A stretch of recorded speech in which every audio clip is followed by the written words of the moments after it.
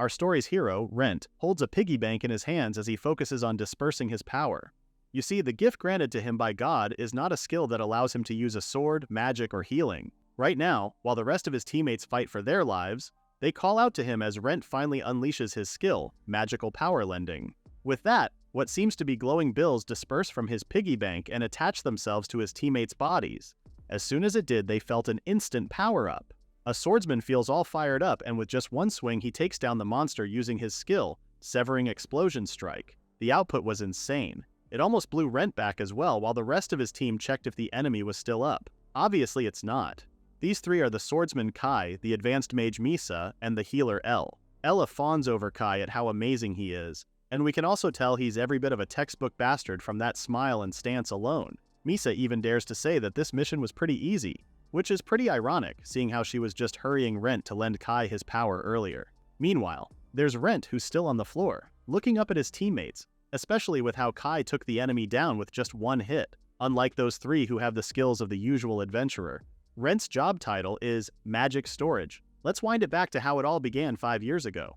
In Alto Village, where they all came from, Kai was the first to brag among the others that he was gifted by God with swordsman. He happily shows off his job title just as the other kids hype him up. It's still a D-ranked adventurer class, but who cares? Kai always knew he was destined to become an adventurer. One of the kids, Goro, felt a little jealous since he was gifted as a blacksmith. That doesn't sound too bad in Kai's opinion, though it's pretty obvious he's mocking Goro. Still, Kai vows to take over the world with Goro's weapons, even though the latter pretty much wants to go on an adventure. Then there's Rent, who sits quietly, patiently waiting for his turn. You see, in their world, when a person turns 15, they undergo the rite of adulthood, where God grants them a gift. Little Rent hopes that he will also be gifted with a skill to allow him to go on an adventure. Suddenly, Misa appears and tells him that his name was called, so our guy hurries over to the cathedral. Just walking down the church aisle with the clergy on the pews just shows how solemn this rite is. Rent can't help but compare how it's way too different from the usual church. At the altar, Father waits for Rent, holding a leather patch in his hand. The older man hands the leather patch to our guy, instructing him to pray in the center of the altar's light as he does so. Rent did as instructed because, according to Father, our would-be hero will receive a revelation from God shortly. Moments later, Rent emerges from the building with Misa, Kai, and the rest of the kids, eager to know what his skill is. Rent shyly shows off his leather patch, saying the priest was shocked that Rent received an S-rank gift. Upon hearing that, Kai's smile dropped while Misa grew curious. Kai didn't want to believe him, so he snatched Rent's leather patch from his hands to check if our guy was telling the truth. What the heck did he mean by an S-rank gift? The other kids also began to crowd around them, eager to see what was happening. But Rent's skill is the real deal, as Kai and Misa saw that it's written that Rent's skill is magic storage. What's more, his magical power value is a whopping 1200. The usual range for the other kids was from 13 to 20, and then Rent already has a god level of 1200? Come on. Kai could barely control his anger, or maybe it was jealousy. Kai has only 5 MP after all. He asks Rent what his ability is, so Rent explains it to them in layman's terms. He can lend magical powers to others. What the? Kai almost shouts at him, asking if others can use magic freely if they borrow Rent's power. Misa joins in, singing praises to Rent. She's all googly-eyed at how Rent has an S-rank skill, which is pretty rare in itself. The image of Misa congratulating him made Rent blush and happy. But you see, Rent's skill is more than just lending. Let us break it down for you. Lending is only one of the many abilities of magic storage, although the core of this skill is what else? The ability to store magical power. Magical power, by description, is the energy source consumed when people use their skills. This power they consume automatically recovers through rest or sleep.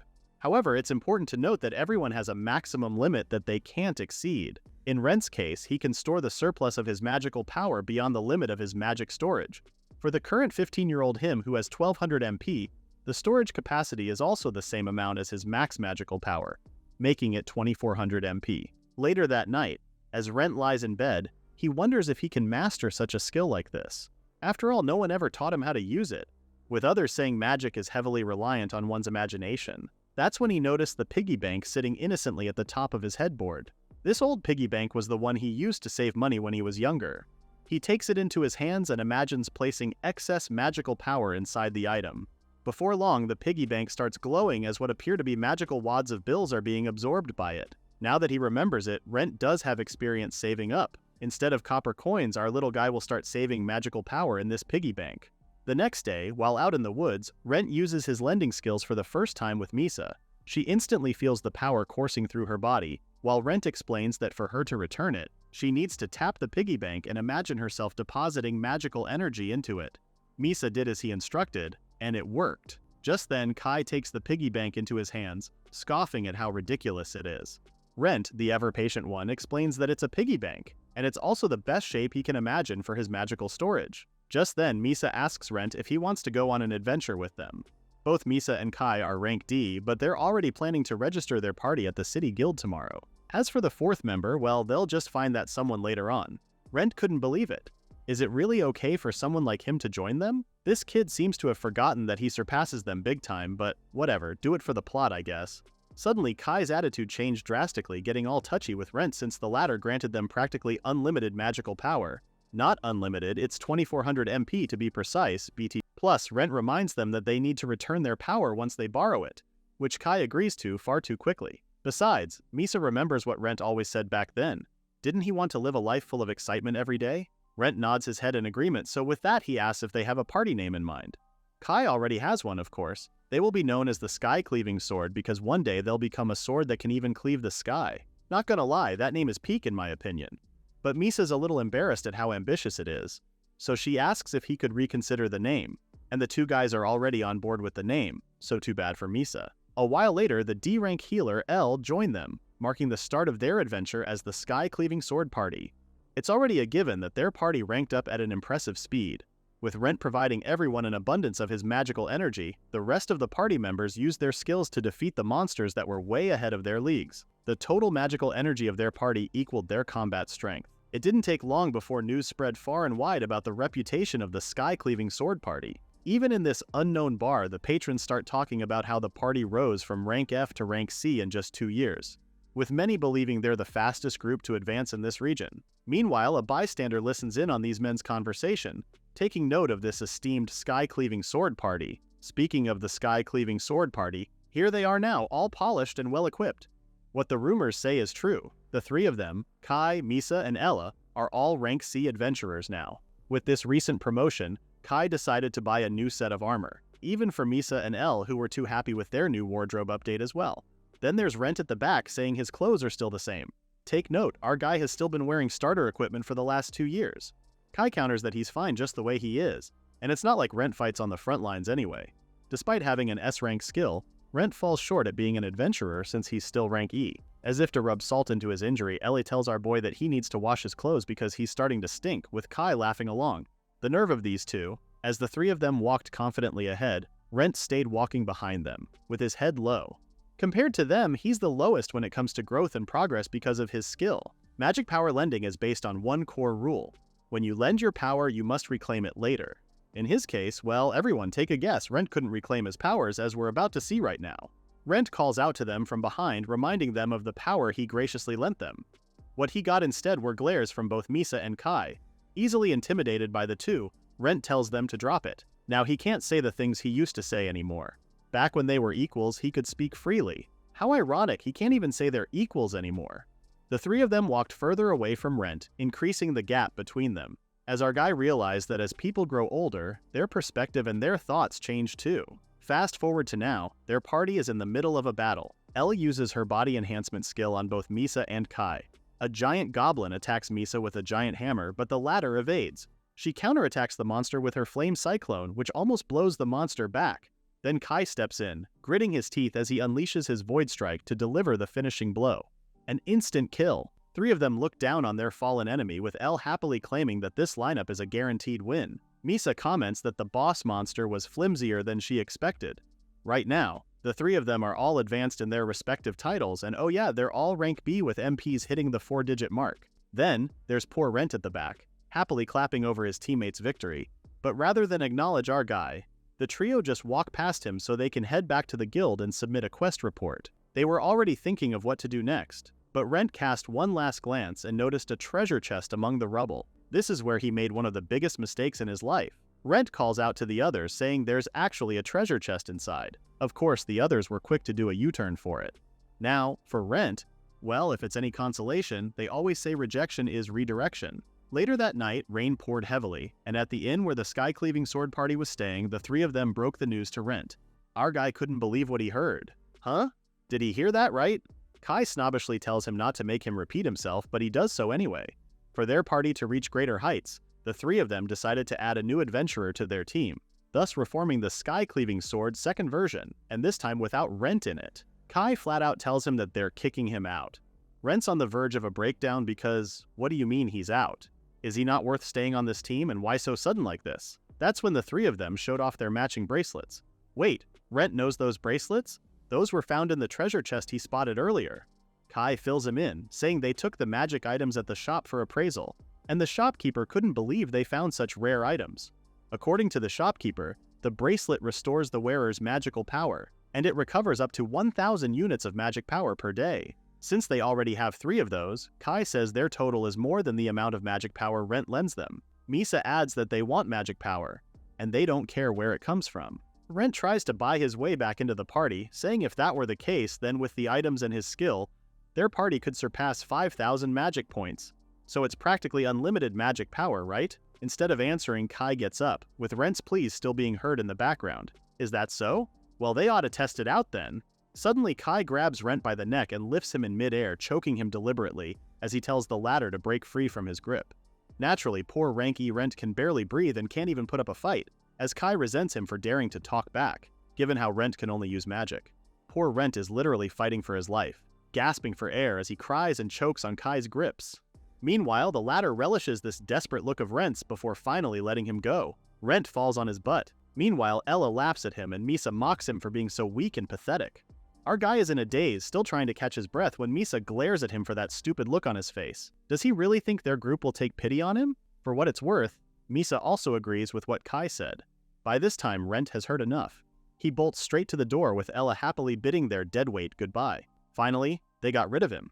Kai couldn't be any happier, and Misa too. She says they should have ditched Rent ages ago, causing Elle to laugh again. They're so cruel, especially since the two came from the same town as Rent. Outside, Rent finally slows to a walk as he stands under the pouring rain. He can still remember how Kai choked him while the two girls looked on. Our guy clenches his fist in frustration, remembering how he couldn't do a thing at that moment. This gift that was granted to him, this magic storage, was even ranked S and one of a kind, which amazed everyone. Despite all of this, Rent remained at the back, silently lending his party mates his magic power. Rent throws the piggy bank in frustration, muttering about how he never even wanted this gift in the first place. But then again, those 3 bastards dared to call him useless? And they even kicked him out for that very same reason?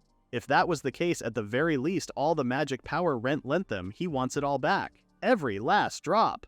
He cries out in anger and frustration in the middle of the street when suddenly, Rent hears a ping, informing him that gift evolution conditions have been fulfilled. The voice continues to tell him that his skill, magic storage, has evolved into infinite magic storage.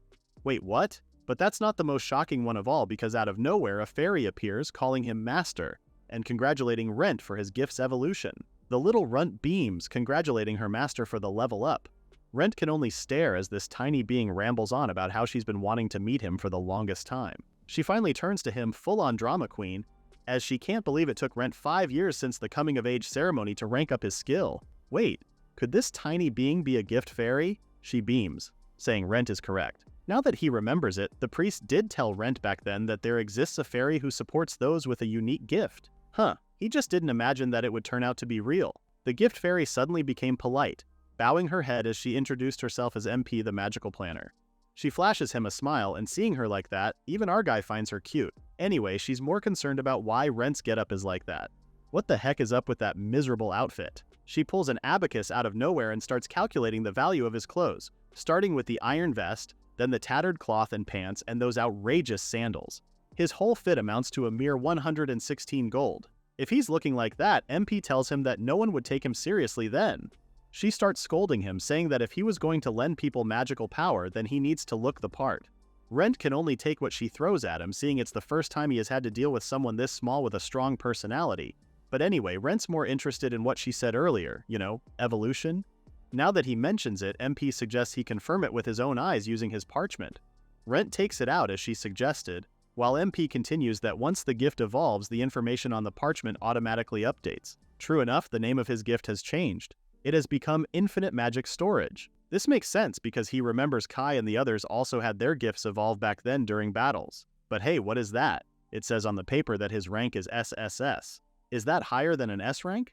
MP can only laugh and directs his eyes to something more important written on the paper, which is the infinity symbol. MP tells him that from now on, Rent won't have to worry about capacity because he can now store unlimited magical energy. Cue Palpatine's voice. Unlimited power. While MP is busy adoring Rent's piggy bank, our guy is gobsmacked at the limit of his skill. It doesn't have one. Since they're still at it, MP explains that the infinite magic storage has two conditions for evolution. The first one is that a certain amount of magical energy must have been lent. For the second one, the skill user must cry out from the very depths of their heart with a true and intense desire to reclaim what they just lent. Oh ho, so now Rent understands that it must have stemmed from that shout he did earlier. These conditions can be easily fulfilled by any normal adventurer, no? And yet MP can't help but wonder why her master took 5 years to do that. Upon hearing her, Rent starts stuttering, saying it's not as simple as she thinks, but the latter is not buying it. In a defeated voice, Rent tells her that he's afraid of everyone, which is why he endured it all. To be fair, the three of them always focused on what benefited the team, but whenever Rent asked them to repay the powers he lent them, they would tell him that they needed to stop going on adventures for several days, thus affecting the team's growth and progress. Hearing him say it like that, those three are really bona fide gaslighters and manipulators. As for MP, all she can say is that her master is too kind. Rent almost felt better when he heard her say that, but MP actually meant it as an insult. What a rascal. Anyway, she wants them to finish the status check from before, with Rent looking at the parchment to see if there are any other updates. That's when he saw those numbers, 2,678,087. And there's another one much longer below, like a telephone number. What's up with these numbers? Well, MP tells him that those numbers are the total amount of magical energy Rent has lent to the Skycleaving sword. That's a pretty hefty number, with MP adding that it's about 5 years worth of lending. Furthermore, MP explains that the number below is the amount of magical energy that he can collect now, totaling 1,435,837 MP, and that this value is the energy that has been lent for over a year. Simply put, it's a new skill of his called Force Collection. With this, Rent can forcibly retrieve magical energy from the debtor. Wait a minute, so does this mean he can retrieve all the magical energy he has lent out? Upon learning this, there's that delirious look on his face, something MP enjoys seeing. That's the face, that's the exact expression her master should be wearing. This sadistic little, I knew this little gremlin was up to no good with those fangs. She's the devil in disguise.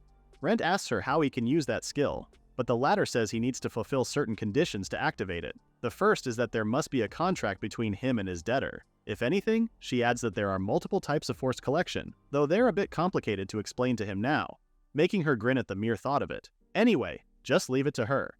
It's Rent's first time, so MP volunteers to handle everything, Rent agreed. Two caught up in their conversation, and he didn't notice the two passers-by who were staring at him weirdly. They were all staring at Rent because what's up with him? Why is he talking to himself? Apparently, the other guys can't see MP, but they really believe that Rent is loco.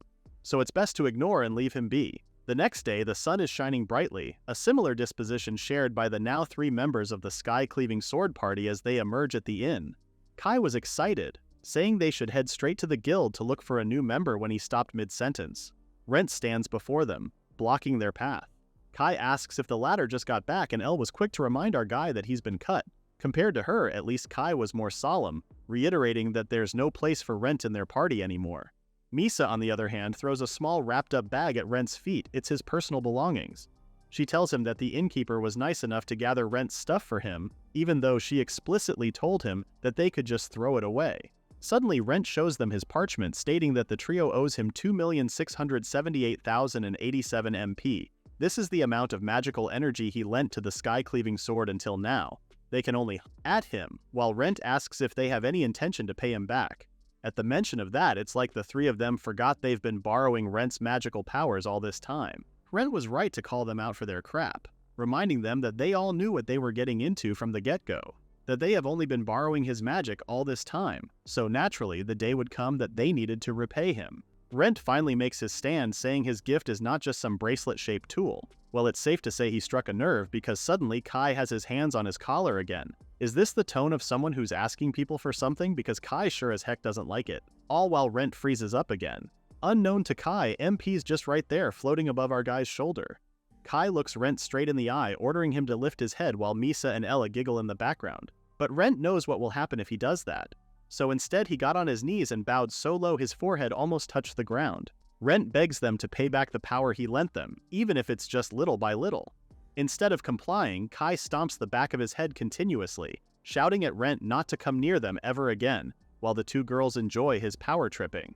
Rent didn't even manage to say another word as Kai turned his back on the latter.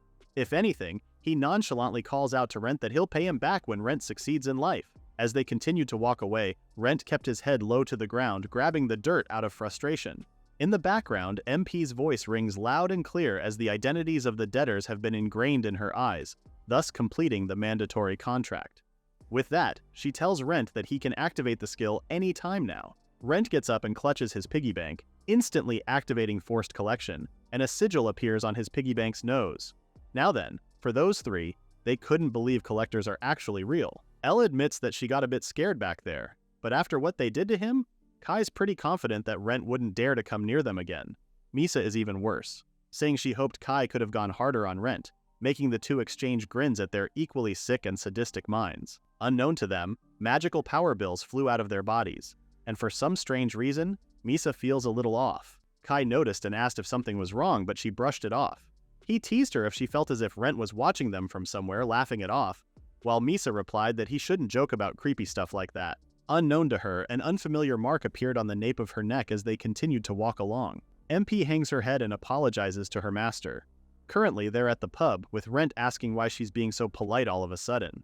MP admits it's because of that guy named Kai from earlier. She feels that he's better qualified to use Rent's magical power, with how forceful and sadistic he was. Some comments you ought to keep to yourself, including that one, because Rent was ready to throw hands at MP when he heard that. Of course, the fairy tries to play it off, saying it's what she unintentionally thought. She tells him that it's just a joke, but jokes are half meant, right? The next day, Rent gets the shock of his life as wads of magic power suddenly come flying straight into his piggy bank. Unlike him, MP looks pleased. That little ruckus he did caught the attention of the barmaid as she stood staring at Rent. Meanwhile, our guy can't believe it. Could this be? MP tells him that the magical energy has been collected, which just goes to show that the contract was formed properly. She leans to the piggy bank, explaining that from now on, the collection will happen periodically and in line with the magic regeneration of his scumbag ex-teammates. Rent checks his parchment to verify what she's saying, and sure enough, it's true. His magic reservoir did increase. He hears a voice saying he met the conditions for skill acquisition. This time, Rent acquires the skill Magical Energy Management. MP looks over his parchment, pleased that her master has acquired a new skill again.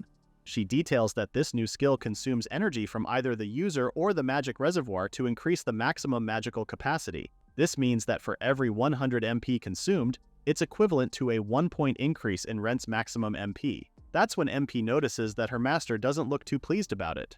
True enough, Rent tells her that he finds the skill a bit boring. Why this little? MP almost snarled at him because what do you mean boring? This skill allows Rent to grow and become stronger, with her sudden outburst scaring him. Thankfully, MP quickly regained her composure and cleared her throat. But Rent still can't see how this will help him. He already has an infinite magic reservoir, so what's the point of increasing his own max capacity now? Anyway, he turns his focus on what she said back then. Rent asks MP about the multiple types of forced collection, curious to know how one differs from the other. Well, now that the contract is in effect, MP can now explain the types of forced collection.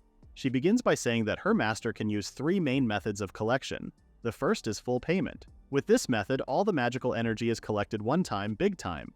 The second method is installment payment.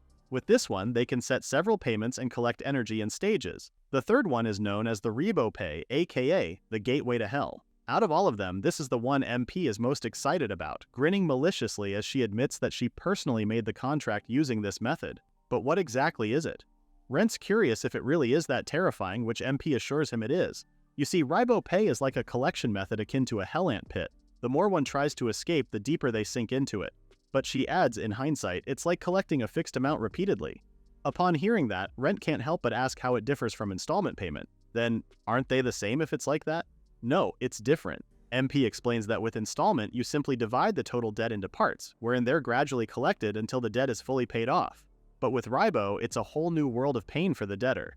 You see, it doesn't matter how much the debtor borrows, whether it be 100 or 1,000, because the amount deducted always remains fixed. To better understand Ribo, P uses his ex-teammates as an example. The 3 of them together have a total magical energy of 3,600 MP.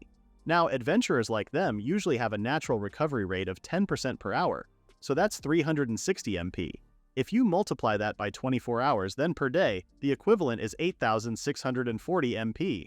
Walk with us here. Now, let's also factor in the bracelets they found, and according to them, the 3 bracelets make 3,000 MP. Add all of those, and that makes a total collectible magical energy of 11,640 MP per day. MP whips out her abacus again as she starts doing the math about their debt this time. Stay with us, kids. You'll learn a thing or two about debts.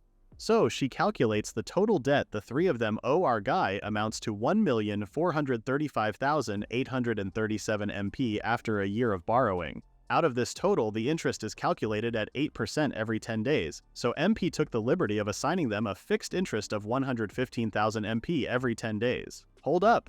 Rent's shocked that his skill also generates interest. Why didn't he know this? Well, what did he expect? MP simply tells him that it's the power of the infinite magic storage. Hearing her talk about this, MP sounds more like a loan shark skill bank than a skill, if he's being honest. Now you understand how many people are swimming in credit card debt, kids. Back to the equation, so if they collect 11,640 MP from those three scumbags daily, then in 10 days they would have collected 116,400 MP. Can you imagine? The interest alone is a staggering 115,000 MP every 10 days. This simply means that their principal debt barely decreases at all. Kai and the others can only pay the interest, and each month a new debt accumulates. Wait a minute, did MP come up with this payment plan by herself? Rent's starting to realize how evil repay is as he asks MP this. Of course, the fairy is proud to admit that she is. Now that he understands how it works, Rent's a little uncomfortable at how extreme it is, but MP doesn't see anything wrong with it.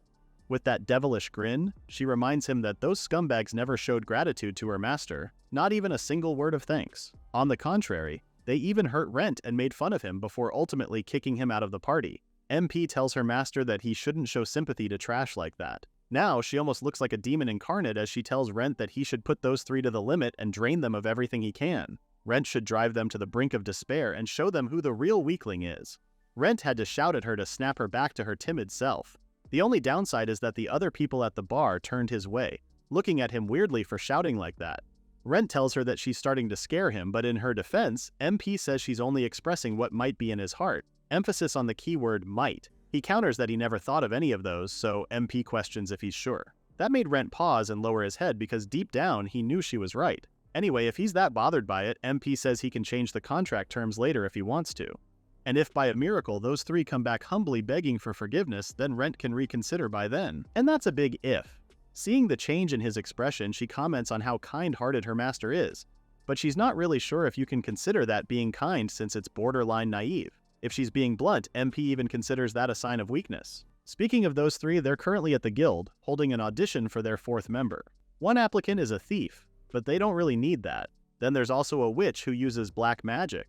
But seeing her looks alone, it looks like the three would be running a home for the aged if they let her in. Finally, Kai has had enough. He tells everyone to get out. Today's interviews are over. Despite having so many adventurers applying for a spot, none of them seem reliable as per the trio's standards. None of them is worthy to join the Skycleaving sword. That's when Misa shows them a somewhat useful candidate. A sniper. Kai checks the guy's profile, and after seeing it, it reminds him of a certain guy. Speaking of, Kai teases Misa about her thing for Rent, but the mere mention of it appalls her. She hates guys like him who are weak and indecisive. With a hint of blush on her cheeks, she looks at the guy and says her type is someone confident and dependable.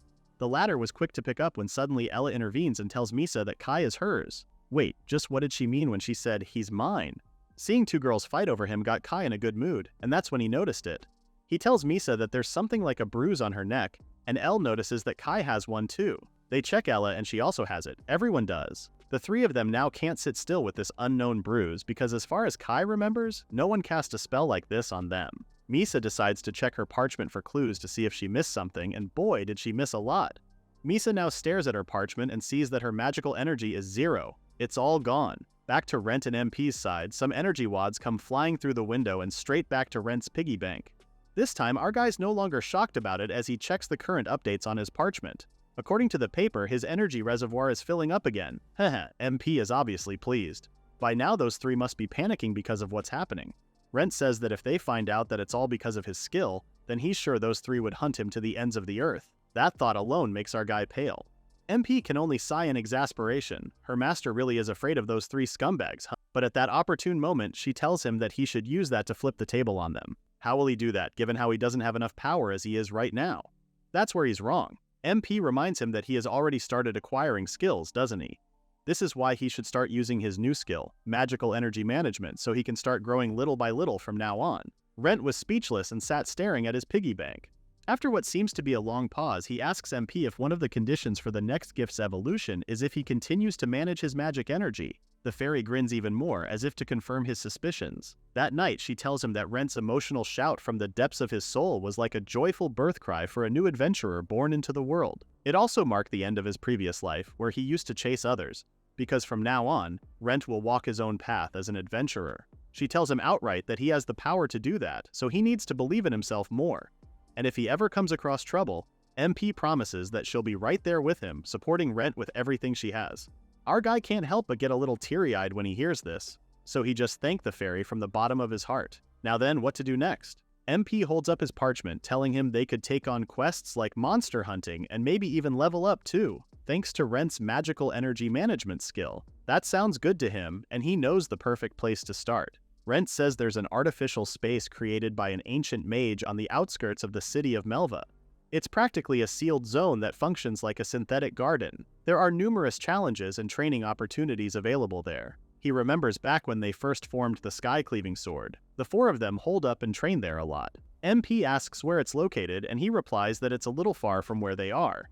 In fact, even with a fast horse carriage, it might take them about 2 weeks to reach the place. That's perfect. MP starts fiddling with her abacus again, saying even if those scumbags try to chase after them, it will give both Rent and MP enough time to get away and form a plan. With that, she tells him they should get going pronto. She wears that devilish grin again, saying 3 weeks will be enough for Rent to gain the strength and power to crush those 3 scumbags. Meanwhile, the trio is currently caught up trying to figure out and get rid of those marks on their necks. There's a carriage waiting for more people to board it, and inside we already have Rent, who's sitting and using his skill, Magic Operation. Now then, let's see his parchment updates.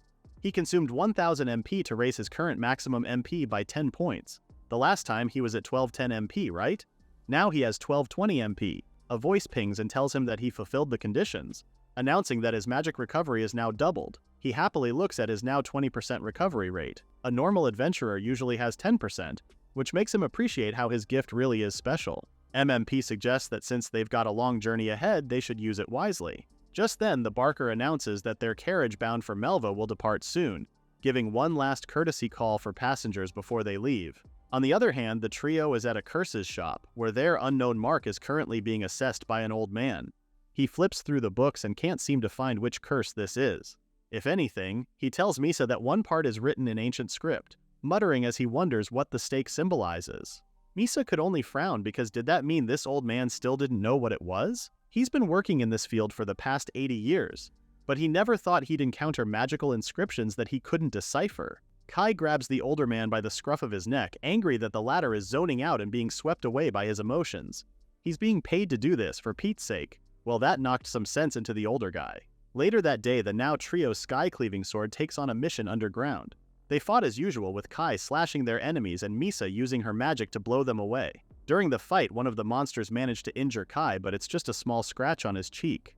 Weird considering he's a B rank now, right? Even he's aware of this, saying he could usually take these kinds of enemies without a scratch. At least it's not all that bad according to Misa anyway.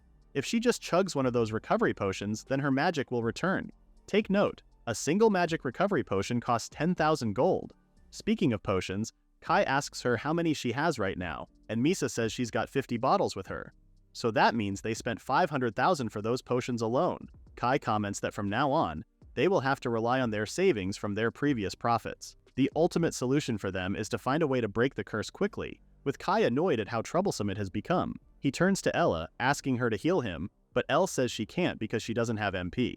This just angered Kai, shoving a potion bottle in her face and saying she should drink the potion to recover her magic quickly. Unfortunately for them, Elle is a brat and refuses to drink the potion simply because it's bitter. This just made Kai angrier, telling her to stop acting like a child. Without her MP, she's useless. And with that, Elle starts bawling her eyes out, so now Kai feels a little bad. He walks away cursing while Misa tries to stop him. If anything, it's Elle's fault for not recharging her magic. That's when Ella yells aloud to give back her magic.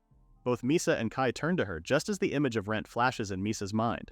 Wait, could it be that the one who cast this curse upon them is actually Rent? Speaking of Rent, our guy has it pretty easy chilling on the carriage. He notices MP has been staring at the window all this time, and it's because the fairy enjoys it. She asks what that volcano over there is, and Rent says it's Mount Grimo. According to rumors, a dragon lives at the top, making MP even more enamored by it. Seeing her like this is a bit surprising for a guy because he always thought MP already knew everything there is to know about the world. Anyway, it's been 6 days since they left the city. So far, Rent continues to use his magical energy to increase his maximum limit. He now has a whopping 4,709 MP, which is a magical amount on par with the great archmages. Plus, that's not all. He also learned a new skill during their journal called Magic Management.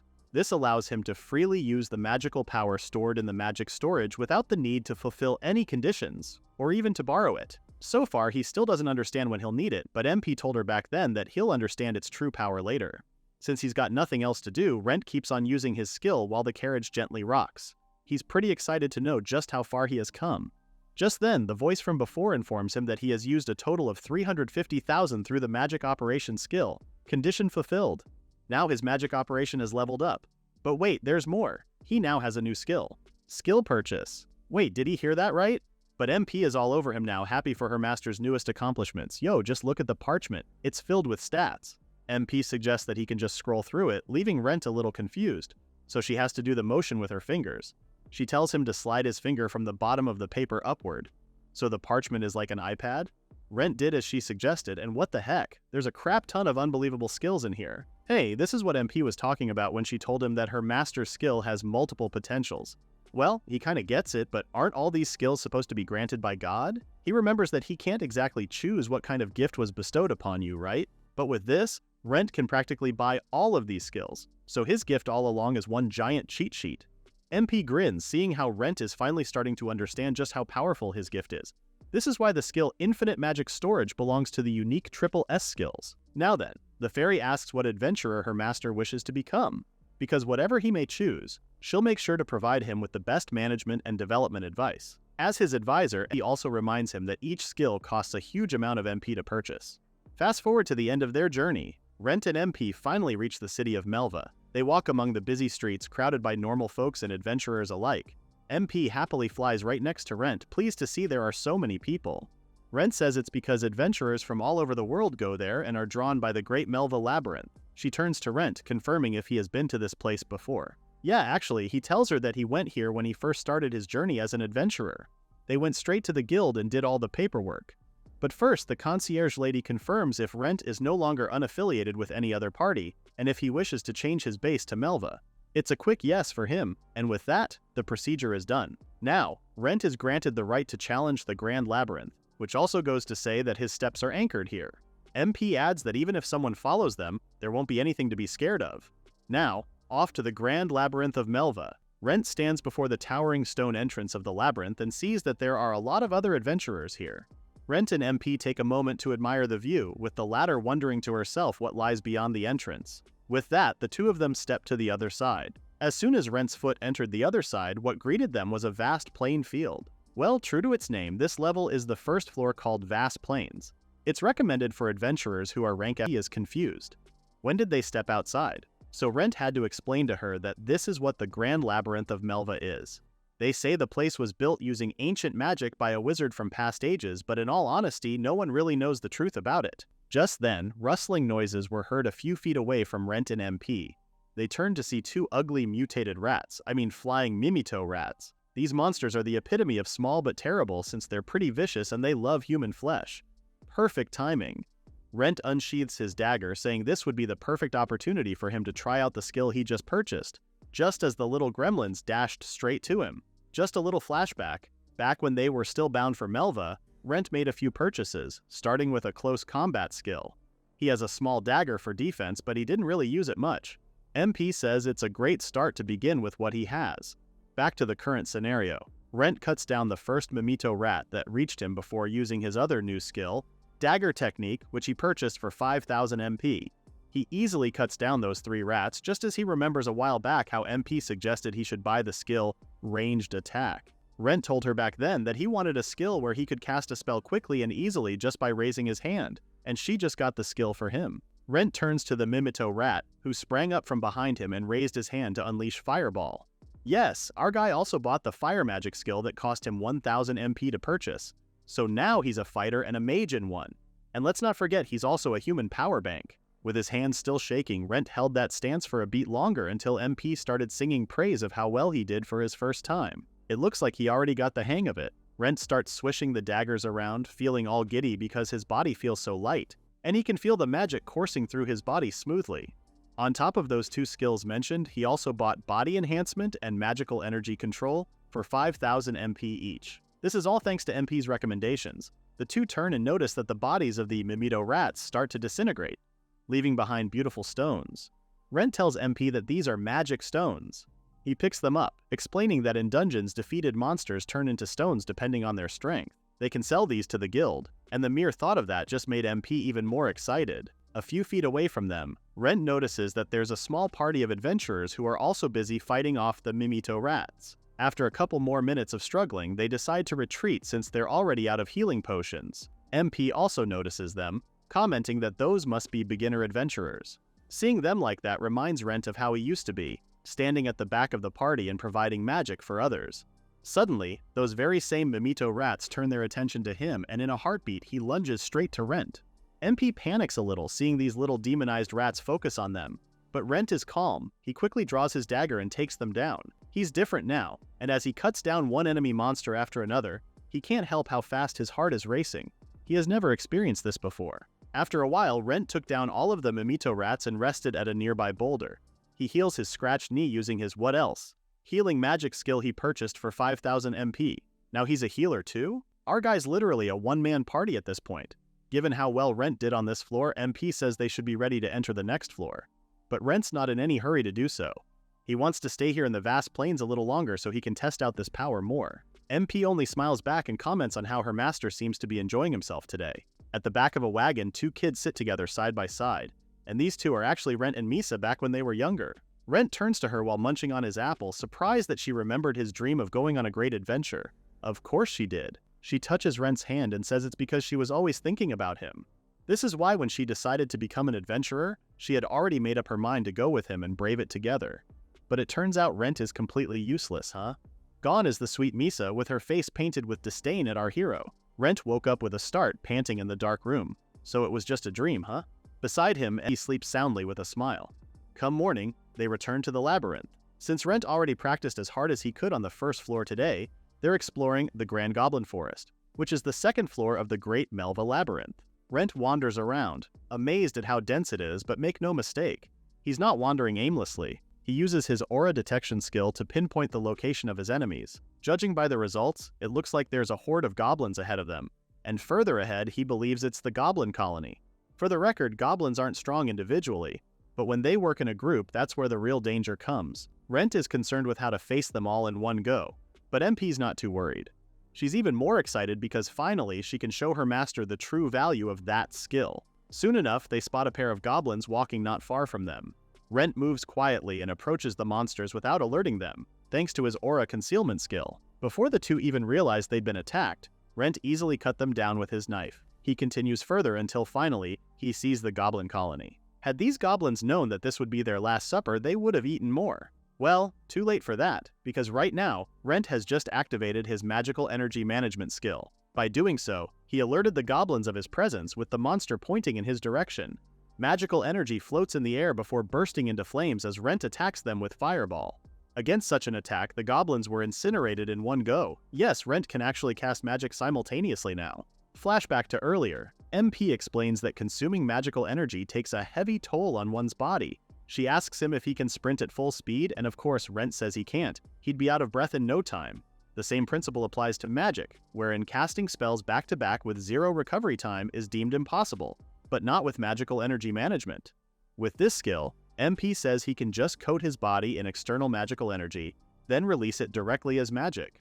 Thanks to that, he can use the same spells consecutively, or fire several of them at the same time. Back to the present. Rent stares at the destruction he laid waste to the goblin colony. He finally goes down to check if they succeeded when suddenly an angry giant goblin appears. It's the goblin leader. Too bad for this guy because Rent was ready. Rent quickly fried him up, even before he could take on a fighting stance.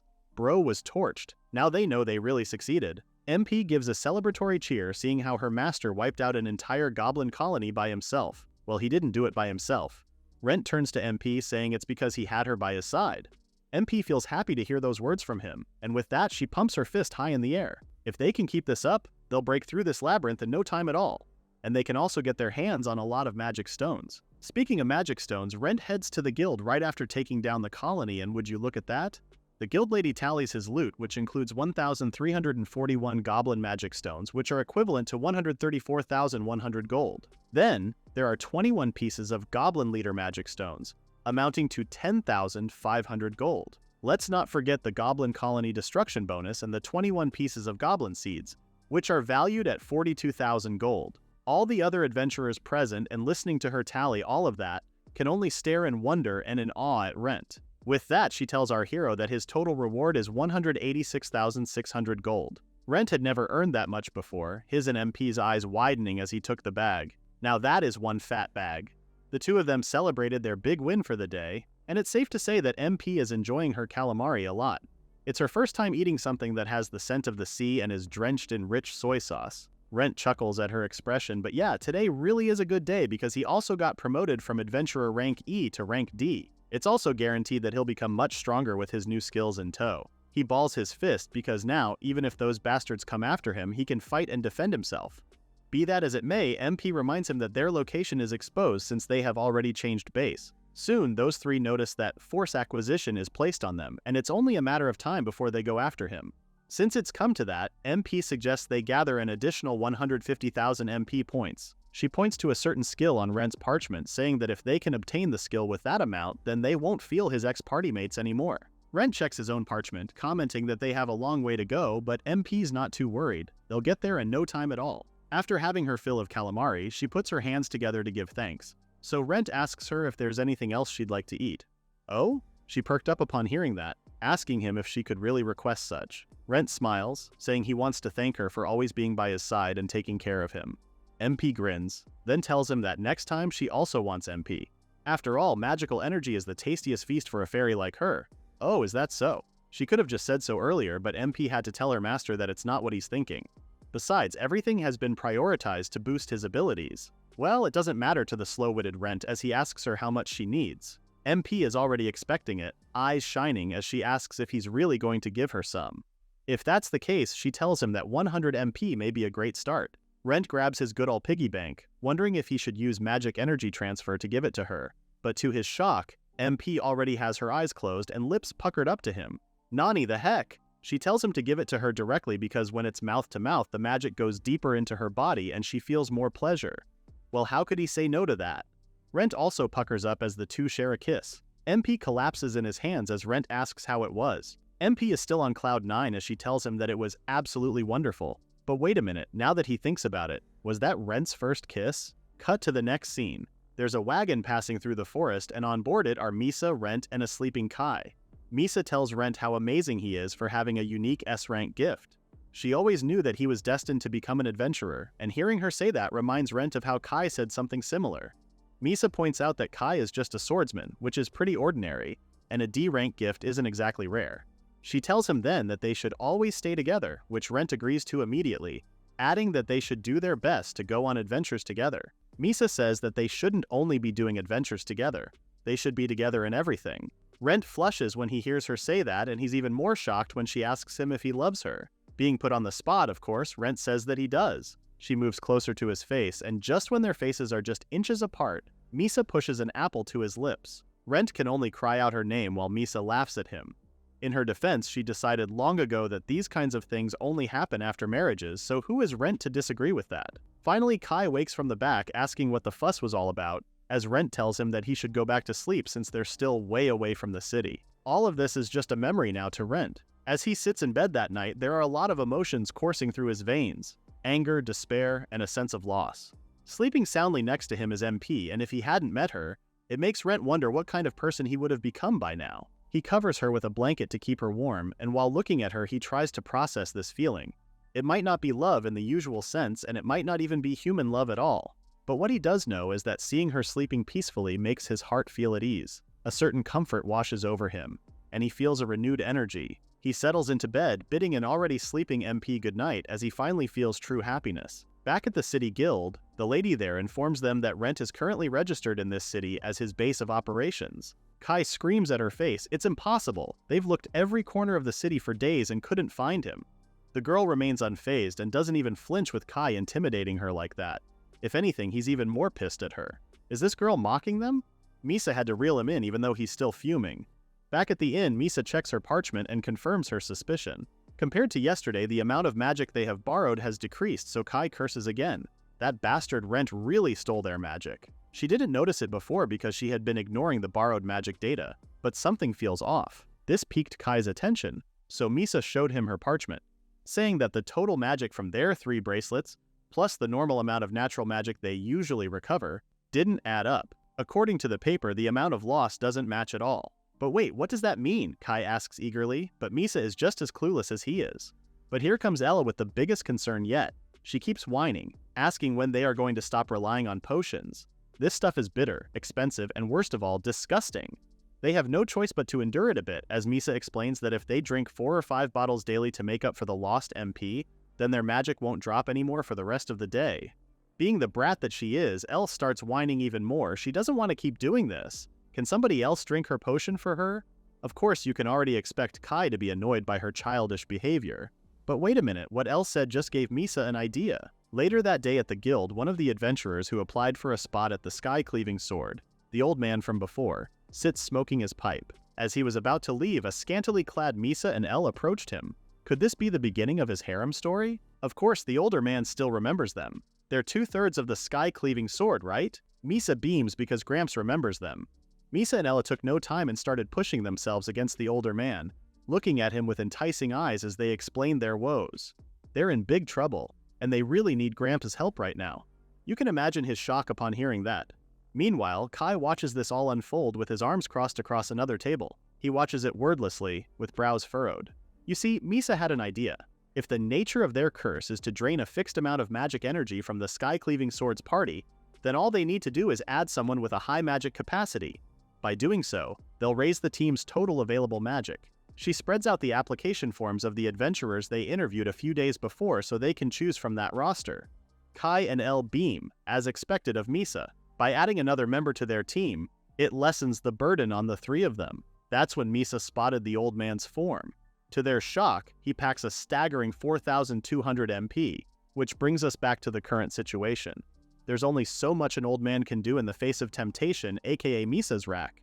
Luckily, the cavalry rode in as a party of adventurers called out to Gramps and thanked him for waiting up. Ellie and Misa are dumbfounded. Then there's the other guy asking who these women are. Gramps makes a feeble excuse, saying they keep following him so he didn't know what to do.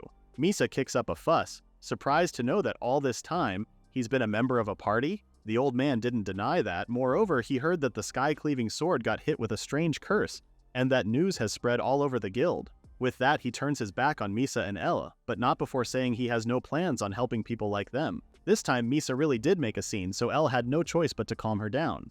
Kai only clicks his tongue at their failed attempt when he overhears 2 adventurers speaking from the table behind. The older elf guy snickers at the whole fiasco. Meanwhile, his companion comments that the Skycleaving sword got what they deserved by being rejected in front of everyone. She adds that their group always looked down on other adventurers. It's no wonder someone hated them and inflicted a curse on their group. It's a bit of a shame because she admits that she used to love the Skycleaving sword, but the older elf guy points out that their group is done for. Suddenly, Lawiled Kai appears behind their backs, looming over them as he asks just who they were calling done for. So now, both Kai and Misa are busy picking fights with the elderly. Meanwhile, Ella is tasked with the burden of reeling in her party mates. Just then, the concierge lady calls their attention and shares that she has a report about Rent's whereabouts. They crowd over her quickly, asking if they have already located Rent. The guild lady tells them that Rent's base of operations has been recently changed from their city to the city of Melva.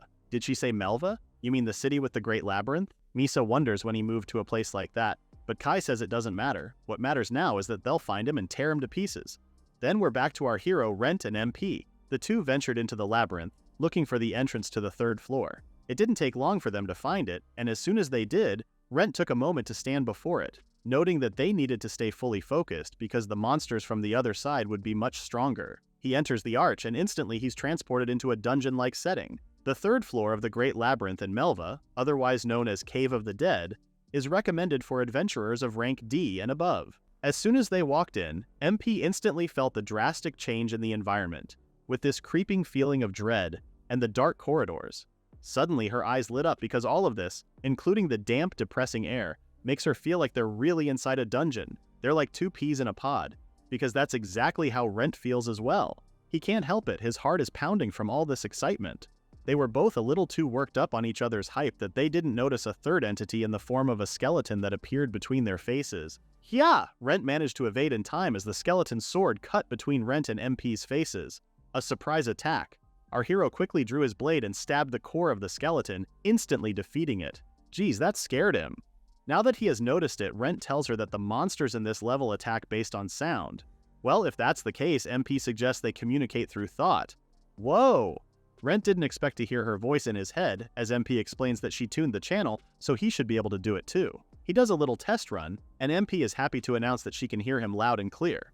But wait a minute, if they could communicate via telepathy all this time, how come she didn't tell him about it while they were in the carriage bound for Melva? He had to put up with the other passengers' strange looks back then. MP grins sheepishly and scratches her head because she totally forgot about it then.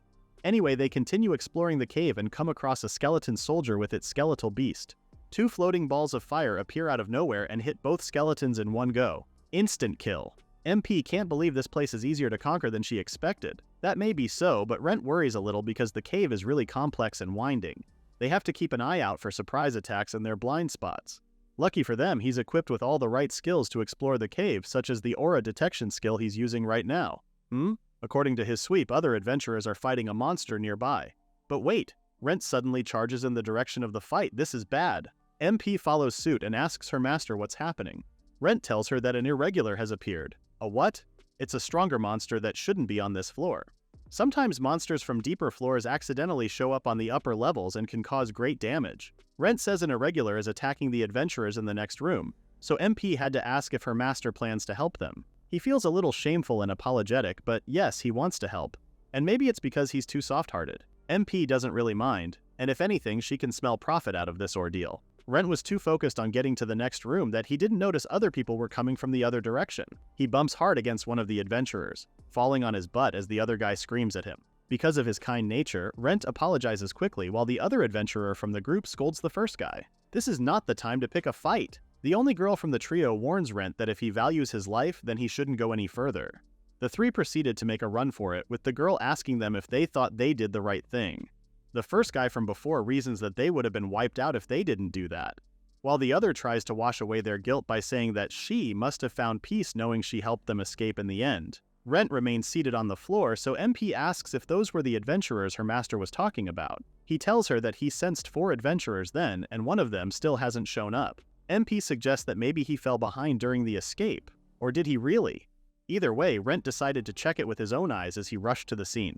But lo and behold, there's a wall blocking their path. It's a dead end. Rent notices something off about it, which you can notice instantly if you look carefully. The wall is made up of a different material from the rest of the materials here in the cave. He touches it and confirms his suspicion.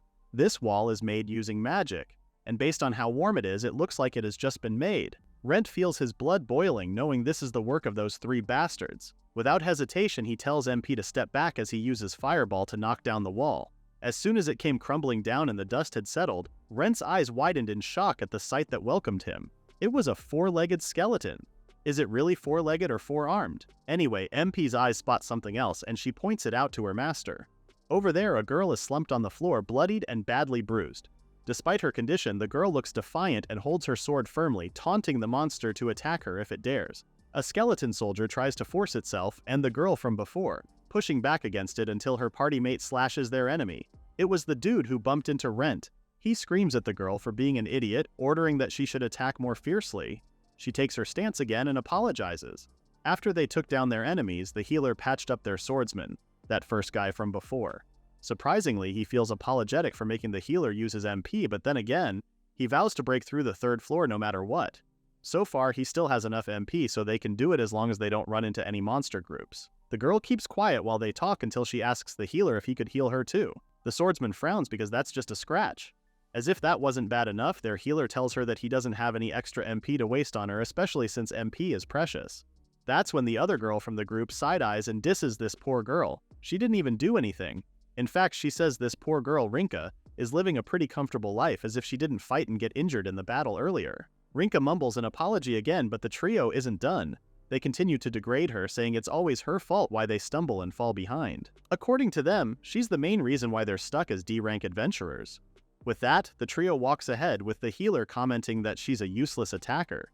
She should put herself in their shoes for once. Again, Rinka apologizes, and even this pisses off the other girl because the former has been apologizing non-stop for a while now. She tells Rinka that she should show her remorse through action, since anybody can apologize. Her scolding got cut off when she bumped into the backs of the other two adventurers. Both men stood frozen on the spot as they came face to face with the four-limbed skeleton. Now all four of them are frozen where they stand. What is that? Is this the third floor's final boss? One of them answers that it's not, and this monster is entirely something else. It's an exception. By now, the skeleton draws one of its arms back to swing its sword when Rinka intervenes and blocks its attack. The guy calls out to her, but Rinka is determined because this time she'll never let them down again. Well, if she's so insistent on doing that, the guy suggests she do something useful for them, at least right here in the end. Huh? Before Rinka could even respond to that, the three of them turned tail and were already at the other end of the arch. A wall starts to build up, closing the escape route, thus locking Rinka in with the monster. As soon as the wall is fully built, the three of them make a run for it, so now, Rinka is left fighting for her life on the other end of the wall. The skeleton attacks her relentlessly and she can barely defend herself. Did those guys really leave her as bait? Thinking about all that and fighting a powerful enemy is pretty hard, so it's no surprise the skeleton managed to hurt her by slicing her arm. Rinka fell back, but despite her bloody arm, she held her stance. She kept wondering if they abandoned her, but she thought better of them.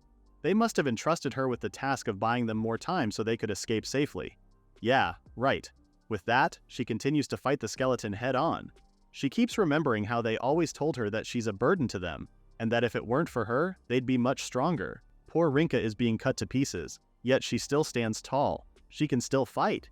She yells at the monster to come at her, and boy did the skeleton listen because it not only attacked more forcefully the next moment, but it also shattered Rinka's sword. With her weapon gone, the last image she sees is the skeleton with its arms up ready to cut her down. Only it didn't happen. Explosive balls of fire appear out of nowhere and hit her enemy straight on. Rinka stood still as the monster finally collapsed. As the smoke and dust start to settle, that's when she finally sees our hero, Rent. MP floats by his side asking Big Bone how he liked those fireballs. Rent rushes over to Rinka, asking her if she's okay. Before she can answer, he tells her he'll heal her right away, but Rinka notices the skeleton starts to stir. She quickly warns him to watch out, with Rent turning in its direction to see if it's still alive. And she's right. The monster is already on its feet and attacks Rent. He blocks it with his dagger, but because it has multiple arms, it's proven hard to defend against it. Rent can barely stand his ground, but he already knows it won't be easy to take it down. Well, it's about time he defeats it with the finishing blow. He uses his fireball again, hitting it in the head when he notices something glowing near its pelvis. Is that the monster's weak spot? Rent uses acceleration to propel himself forward, ready to thrust his dagger to stab that spot, only he didn't reach it in time because the skeleton punched him. He's sent flying and crashes into a nearby wall. MP asks if he's okay as the monster dashes straight to him. Rent holds his piggy bank up, saying he has found the monster's weakness and will finish him with this final blow. He activates mana flow control with multiple energy wads gathering into a ball. Before the skeleton can reach him, Rent unleashes his final attack. Fireball X20. Rinka watches from the back, wide-eyed, as a huge explosion envelops the monster, obliterating it. Meanwhile, somewhere else in the city, the whole town is astir because apparently, the meteor shower party has arrived in Melva. They're an A-rank party, which makes them pretty popular. Some of the other adventurers even hope to catch just a glimpse of them. Well, they really are like a celebrity because here we have Meteor Shower member Roger signing autographs for his fans. Another fan approaches him asking if he could sign the back of his shirt. Roger finds that odd, but he still signs the fanboy's shirt. The latter even says he'll use it as a good luck charm for adventuring. Suddenly someone calls out Roger. It's a small, stout woman, another Meteor Shower member named Comet. She's munching on a piece of meat, telling Roger that if he won't eat his food, then she'll take it now. If it gets cold, it'll taste bad. Their other member, Namilia, sits comfortably, amused to see Roger with his fans. This time, their other party member, Jean, boasts to everyone that they will totally conquer the Grand Labyrinth. With that said, he asks the other adventurers he was drinking with if they will bet on Meteor Shower's success or failure. Naturally, the rest of the guys voted for their success. Jean laughs harder because if all of them are betting on the party's success, then that wouldn't be a bet, would it? They also have another party member named Foga, who's quietly sipping his tea on one side. Suddenly, the door to the tavern bursts open. Rinka's three party mates look distressed as they report an unusual entity has appeared in the Grand Labyrinth. They claim that a giant skeleton with 4 arms has appeared on the 3rd floor. Roger's expression changed, his eyes narrowing. A 4-limbed skeleton, huh? A guild representative comes running to the trio asking if they're okay and asking them where the exact location of the encounter is so they can send a subjugation squad. The swordsman tells her that they're not okay, clenching his fist as he tells them that their companion Rinka sacrificed herself to act as bait, thus allowing them to escape to safety. She what? The swordsman continues that at this very moment they think she's probably dead. The guild lady instructs the concierge to confirm Rinka's survival, while her party members look forlorn at their already presumed dead attacker. They're already talking about her in the past tense, saying she was a truly amazing person. Everybody else held their breath as they awaited the results of her status check. That's when the concierge shares with them the good news. Miss Rinka is still alive. The guild representative beams at this wonderful news, while the rest of the adventurers suggest they head out and rescue her at once. Unlike everybody else in the tavern, the three adventurers exchanged looks, their eyes fearful and worried. Didn't they manage to lock her up in there real good? Even the guild representative was weirded out. Roger stands from his seat and announces that their party will retrieve Rinka while taking down that exception. The guild representative asks if they're sure, and they couldn't be more excited. Roger says it's been a while since they entered the Grand Labyrinth, so this will be a good warm-up for them. Oh ho! The tavern becomes even more hyped because the prestigious meteor shower will go and retrieve her by themselves. If there's anyone not happy with these, it's obviously the trio, who start to look nervous and pale. Suddenly, a voice drowns out everyone else's as he tells them there's no need for them to go save Rinka. It's our boy Rent. What's more, he says he has already taken down the monster. Right next to him is Rinka, making her party members cower in fear as if they've seen a ghost. Rent tells them that he's the one who defeated the quadrupled skeleton and shows them proof of his win. Even the three members of Rinka's party couldn't believe it. The skeleton's magic stone. But oh! Roger's face lit up in recognition of our hero. Wait, isn't that Rent? Our boy greets Roger respectfully, while the latter approaches them and asks who the girl beside him is. Rinka introduces herself and tells everyone that Rent saved her. The whole place erupts in cheers, amazed at Rent's recent feat. They have no idea who this kid is, but he's amazing. Contrary to them, Rinka's party members don't even know how to react. Wait a minute, the swordsman remembers Rent? He's the kid who passed them by back then. Jean couldn't believe the apprehensive tone of this guy. The least he could do is thank Rent for saving their party member. But Rent says there's no need because they used Rinka as bait and left her for dead. What did you say? The air in the place suddenly changed. All of the adventurers looked at the trio differently when they heard Rent say these guys abandoned her. The guild representative also told Rent that she heard Miss Rinka volunteered herself. The swordsman becomes angry, raising his voice as he calls Rent out on his lies. What this kid is saying is pure nonsense. So Rent hands something to the guild representative and sees that it's a stone. She asks our hero what it was, and the latter explains that it's a piece of a wall created with magic. He looks at the trio, telling everybody how these three created a wall using magic and blocked off Rinka's escape route. If the guild can analyze this stone, then they can find out when it was created as well as the identity of the mage who created it. This just puts the trio into a worse light, as the other adventurers look at them with more disdain now. Finally, the swordsman couldn't take it and called out to Rinka. He tries to coax her into covering their butts and to tell everyone that they didn't do anything like that to her. They told her to speak up, but Rinka kept her mouth shut. Roger finally steps in, saying that as adventurers, they all live for the moment since there's no guarantee that they'll live until tomorrow. He continued that this is exactly why they place complete trust in their comrades who cover their backs. Roger moves closer to the three, drawing his sword, then proceeds to unsheath it, swinging it barely a centimeter away from the swordsman's neck. He says those who betray their comrades don't deserve to live, glaring at the latter as he said so. The swordsman is almost crying out of fear, especially since Roger's blade has already come in contact with his neck, with blood dripping on the blade. Just then, somebody put their hand on Roger's shoulder. It was Foga. The latter only gave Roger a look before Roger reluctantly sheathed his sword. Fine, he understands now, okay? Well, that shut them up. The guild representative asks the three if they have any justification. Meanwhile, Roger suggests they go on a little hunt to clear the air. But before they leave, he calls out to Rent and tells him to keep his schedule free the night after tomorrow. No explanation whatsoever, and he just told our boy he'll see him then. Namilia, Jean, and Comet pass by our hero, happy to see him and even prouder that he took down the monster and saved the girl. Foga was the last to pass by, apologizing on behalf of his members, but it's no problem with Rent. Even MP likes their rowdy bunch, and with that, Meteor Shower took their leave. The guild representative calls out to Rent and Rinka, asking if she could have a bit of their time. She ropes them in for questioning as they investigate the case of false claims by Rinka's party. It didn't take long, and before they knew it, it was over. The guild lady thanks them for cooperating. Throughout the interview, the crystal glowed blue, which means Rent was telling the truth. Rinka asks what will happen to the other three, and the guild representative says the trio were questioned separately a short while ago.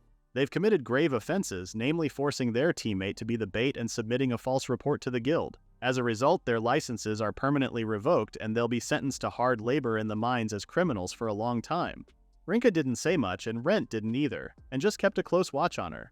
Once outside, Rinka thanks Rent again for saving her earlier. Rent is more curious as to what she will do now. Well, since her party just fell apart, Rinka doesn't have anything specific planned yet. Rent shows her the sack of gold he earned from defeating the monster, thanking her for it. With that said, he asks her to join him for a meal as thanks, but Rinka doesn't want to trouble him any more than she did. That's when Rent revealed that he was also abandoned by her comrades until recently. Now that is something she didn't expect, least of all from a guy like Rent. So if she's willing to listen to him for a bit, then Rent is more than happy to listen to her complaints too. The two of them settle at a nearby restaurant where Rinka shares that she has also been abandoned, and today was the 7th time. Holy, did she just say 7? Rent couldn't believe his ears. She takes her parchment out, adding that out of all those times, this recent abandonment broke her heart the most. But with disdain, she adds that it's because her gift doesn't let her run away from the battlefield. Rent checks her parchment and sees that her gift is the Path of Asura.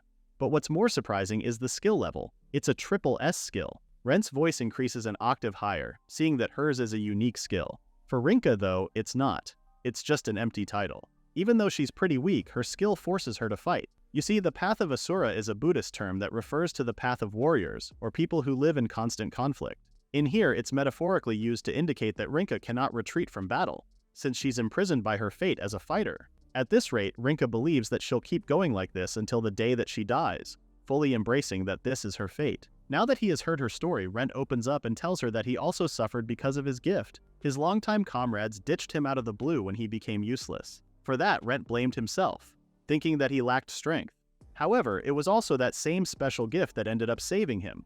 With that, he tells Rinka that his gift is the infinite magical storage, which is a unique skill, just like hers. Rinka takes the piggy bank into her hands, surprised to discover something like this about Rent. If it happened to him, will it also be possible that she will be saved by her gift too? Rent straight up asks her if she wants to form a party with him. Her?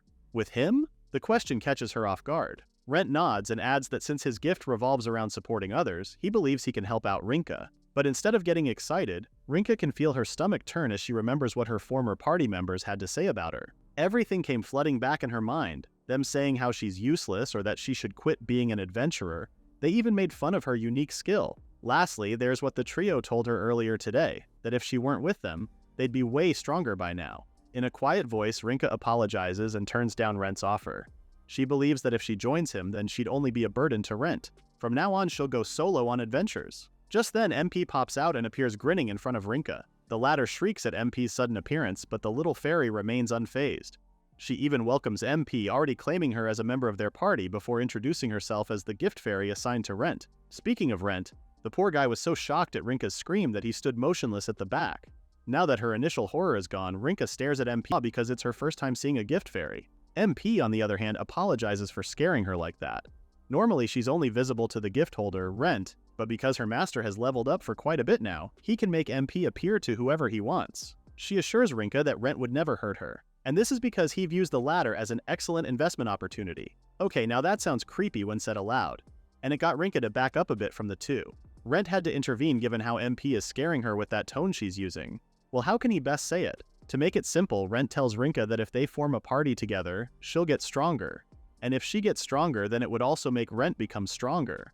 It's a mutually beneficial relationship since that encompasses his skill. Poor Rinka still has doubts, because is it really possible for someone like her to become strong? Rent assures her that she can. At least that's what happened in his case. It's pretty hard to believe it, so he suggests they try working together for a day. Just one day, nothing more. Rinka thought about how Rent fought the quadrupled skeleton from before. If these are the words of Rent, the person who saved her, then she'll choose to believe in them. That same day, the two of them went back to the guild and registered their party. The concierge confirms if they are the only two members of the party, which Rent says yes to. With that, she asks them what their party name would be. The two of them exchanged looks before they answered. Double Deviation. Somewhere in a potion shop in the city, a merchant sells 20 vials of magical energy recovery potion to a single customer. This customer is none other than Misa, who puts it all in a sack and hauls it over her shoulder. Before she could leave, the merchant tried to warn her that the effect of the potion is like borrowing from her lifespan. He's a bit worried, saying that if she uses it too much, then she'll be in trouble one day. What's that about? Misa turns to the merchant, asking if he's lecturing her, a regular, about her purchases. It's not like she wants to use all of these willingly. With that, she turns her back on him with a huff, while the older guy can only thank Misa for her purchase. At the city square, a carriage bound for Melva waits. Inside the carriage are regular citizens, and some of them are ogling at the group seated at the back of the carriage. Isn't that the two-headed silver wolf party? The other passengers were talking about their party since they're a pretty well-known B-rank group. With them in this carriage, they feel a lot safer. Just then, Kai and the two others walk over to the two-headed silver wolf's party, asking them to move. Twin siblings Destra and Sinistra remain seated with a gentle smile on their faces. Meanwhile, Ella starts poking the cushion of the other party member's seat, noting how it looks plush and comfy. Misa complains that their seats, on the other hand, are awful, so Kai tells them to beat it. The twins finally look up and acknowledge Kai and the other two's presence. They must be the Skycleaving sword. From what they heard, their party climbed the B rank at breakneck speed. And Kai also knows the other party as the two-headed silver wolf, a trash group that's stuck in B rank forever. That struck a nerve in one of the party members, Rory, who immediately stood up at what he had just heard. But Kai meant what he said and relishes in the fact that he struck a nerve. Rory only warns him not to underestimate their group. Destra and Sinistra stand at the same time, urging their party members to give their seats to them. The other member tried to protest, but the twins were already walking away, saying they'll be counting on the members of the Skycleaving sword. Misa shoos them away while Kai cannot not leave an insult. With that, the carriage made its way to Melva. At the back, Kai and the others are fully enjoying themselves. Heck, Misa even brought alcohol with them. Seeing their rowdy group, Sarika, another member of the two-headed silver wolf, glares at the trio from her seat. She asks their leader if they really did the right thing by giving up their seats for the likes of them. Destra explains that the carriage they're on is a special express carriage. It differs from the normal one because it reaches the destination at twice the speed of a normal carriage. This is because the express carriage takes a dangerous shortcut that no other carriage uses. Furthermore, those sitting at the back of the carriage are implicitly taking on the role of protectors of the passengers. Destra states that the Skycleaving sword willingly took that role, with his twin adding that she respects that noble gesture. No. Sarika thinks the trio never even thought about that. Just look at them. She's pretty sure they chose those seats simply because they looked comfy. Just look, they even started drinking now. Destra tells her that it's a disrespectful thing to say, while his twin backs him up, saying that anyone with such shallow motives couldn't possibly be in a B-ranked party. Shannon, their smallest and presumably youngest member, listened to their conversation while continuously observing Kai and the others. Just by looking at the latter having a good time, she already hates them. As the night goes deeper, the carriage continues its journey without stopping. The two soldiers who are on the lookout that night note that the forest remains gloomy as ever. That is, until the other one sees something from his telescope. There's a group of figures huddled in the middle of their path and what seems to be the remains of a carriage. The Sky-Cleaving sword is sound asleep at the back of the carriage when the soldier sounds the alarm. There's a high orc ahead. That woke Kai from his nap. Meanwhile, the twins are already on alert. True enough, 3 giant and bulky high orcs are scavenging what remains of a destroyed carriage. One of them is even holding a decapitated body. Oh no, the soldiers who went down confirm that the transport carriage is destroyed. The other shouts that there are 3 high orcs and asks for reinforcements. The two-headed silver wolf sat up from their seats, eager to assist since it's their job. Rory, seeing how Kai and the others are still half asleep at the back, scolds them for being so out of it. Kai rubs his eyes, still groggy and echoing what Rory said. Destra offers to take care of it, and Sinistra urges Kai to give the orders. They got off the carriage with the Sky-Cleaving sword at the front. Since their enemies are high orcs, this should be an easy win for a B-ranked party like them. Kai assigns the right flank to the two-headed silver wolf, while they'll take the left flank, and the guards are tasked to hold the center. Since the area ahead is a dense forest, Kai suggests they wrap it up quickly before other monsters appear. Destra confirms the orders and gets his team in position. As usual, they'll finish clean at maximum speed. Sarika uses her magic and gives them an acceleration boost. Rory faces one of the high orcs head-on, and as it was about to swing its club, a chain suddenly envelops the monster's body. Rory used his double bind to trap the monster, just as the twins used this opportunity to cut it down. For the finishing blow, Shannon unleashes her flame cyclone, instantly incinerating the monster. Sarika tells them that the whole takedown took 7 seconds. Not a new record, but still, not bad. In the middle, the 2 guards stab the other orc with their spears, but the monster is way too powerful. Both soldiers are plucked from where they stood, and would have been thrown to God knows where if Rory didn't catch them. This gave the twins the chance to attack, and in one swift move they use silver scissors to take down the monster. That's 2 orcs down. The guards thank them for their help, just what you would expect from the two-headed silver wolf. That may have been the case, but Rory's eyes furrowed when he looked at the other team. Kai is frantic and looks haggard. He keeps barking orders, telling Elle to use her enhancement magic quickly, while he himself holds a potion in his hand. Elle says she can't because for some reason she feels nauseous just by drinking 1 potion. And Misa didn't look any better. She even looks like she might throw up. Rory and the others couldn't believe what they were seeing. Just what is this messy setup, and what is their group doing? The orc charges toward them, with Misa and Ella hiding behind Kai. Ella even tells him to take care of it this time. Kai still feels sluggish. He curses in his mind because in surprise battles like this, there's not enough time to restore energy with potions. And it also didn't help that they just woke up. In the end, he ditches the potion thinking he could take the monster on. He doesn't need any skills to defeat this thing. Club and sword clash in midair, but what Kai didn't expect was that the orc would use its own body to attack him. Misa and Ella, who were standing nearby, didn't have time to react because Kai fell on top of them. This time, Misa sounds desperate, scolding a roughed-up Kai. Just what the hell is he doing? They've beaten high orcs many times before. An injured Kai gets up telling her to shut up. Of course he knows that. Kai continues to slug it out with the orc, obviously struggling against fighting the monster and taking a lot of beating. In his mind, if he could only use his skills, if only he just had some magic energy. As he got thrown off, the twins quickly came to his rescue and cut down the enemy's head in 1 swing. They had already sheathed their swords before the orc's body fell, as finally they announced that the battle was over. Sinistra tells the soldiers to raise the alert level. Everybody in the carriage cheers, while Misa and Elle only stare at them with wide eyes. After the fight, the twins apologize to Kai for stepping in from the back. But in their defense, they're only following Kai's order, which is to eliminate them quickly. Despite taking a lot of beatings, Kai remains arrogant as ever. He huffs and disses them because they shouldn't meddle in things that aren't their business. Besides, they don't need the other party's strength. The twins only look down on them, literally and figuratively, as they finally see the sky-cleaving sword. They're pretty disappointed, and that's one of the nicer ways to put it. The twins turn away as they now understand that reputation can't be trusted. Although it's the truth, Kai and the others still don't see it. And he even has the audacity to get offended by it. He wasn't even able to stand fully given the extent of his injuries. Sinistra takes pity on him and tells Sarika to heal them. Naturally, Sarika doesn't want to. It's a waste of her MP. So Sinistra suggests she just do the bare minimum. Even the soldiers feel ashamed at how messy the sky-cleaving sword is. They can't fathom how they're ranked the same as the two-headed silver wolf, given they gave such a disgraceful and disappointing performance. Rory observes quietly from his spot, but judging from what went down tonight, it looks like the rumors are true. As Sarika heals the 3, Rory shares that he heard rumors that the sky-cleaving sword members can't use their skills due to some curse. That may be the case, but the other guard points out that if the sky-cleaving sword truly belongs in the B rank, then shouldn't they be able to fight even without those skills?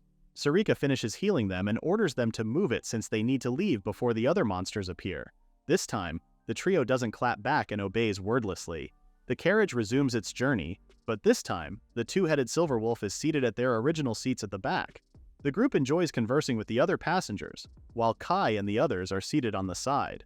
They keep their heads down, but even they can hear the stifled laughter and whispering from the other passengers. Kai can only glare at them, muttering that if it weren't for the curse, then they could have won easily. Misa agrees. This time she's the fuming one, as she blames it all on that idiot. The 3 of them grit their teeth, channeling a new and intense hatred for Rent. With this, the clerk finalizes their registration. The duo's new team has been successfully registered as she bids both Rent and Rinka a safe journey. So now we have Team Double Deviation that consists of both Rank F adventurers, Rent and Rinka. As they walk out of the guild, a prompt appears, telling Rent that conditions have been met for his skill growth. His magical power lending is now at level 2. He fishes for his scroll to confirm, with Rinka curious as to what just happened. The upgrade also introduces a new ability called Auto Compensation. He turns to MP to ask what it was, and the fairy graciously answers. When the MP of the recipient drops below a certain threshold, they are automatically lent magical powers. With Auto Compensation, he doesn't have to check his teammates' magic levels mid-battle. This is great. Just then, Rinka shares that she used the item Repair Elixirs that he lent her yesterday. As soon as she applied it to her shield and armor, they became completely brand new. Well, he's just happy that it was useful to her. Wait, speaking of brand new, they head to their next stop. There's this brand new katana with a dark scabbard, and Rinka couldn't believe it. No way, is this a new weapon for her? Rent remembers her weapon broke during the last battle, which is why he bought the quad skeleton weapon and reforged this katana for her by melting it down. The bald blacksmith takes pride in it, saying it's an excellent weapon and that he enjoyed strengthening it too. The man tells her to give it a try since he has already received the payment for the service he rendered. Rinka takes it in her hands and unsheathes it a little. As soon as she did, her expression changed, making the blacksmith shudder. But it only lasted for a fraction of a second as she drew it fully. Rent asks her what she thinks of it, and the usual Rinka is back, marveling at the blade. It feels amazing and seems like it could also cut through anything. She thanks Rent, sheathing the sword back to its scabbard as she says so. Meanwhile, the blacksmith still feels unsettled. Was that just his imagination? Still, he could have sworn he felt a strange killing intent from her just now. Just like that, the two went back to the labyrinth, and this time they entered the second floor and proceeded to the forest of the giant goblins. The two of them walk side by side as Rinka explains her skill again to Rent and MP. The skill she can use is First Strike, and along with this, magical power to enhance herself. Once it's activated, it only ends when her MP runs out or if the enemy in front of her is taken out. Upon activation, it consumes 7 MP and then it adds another MP for the succeeding 10 seconds. But here's where the problem lies. Rinka's max MP is only 10. This means that she can't sustain her ability for more than 40 seconds. To this, MP points out that as long as her MP doesn't run out, Rinka's enhancement won't break, right? For sure, her enhancement won't break this time because of Rent's magical power lending.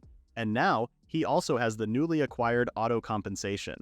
Rinka is worried, asking him if something like this exists, just as a goblin from the tree spotted them?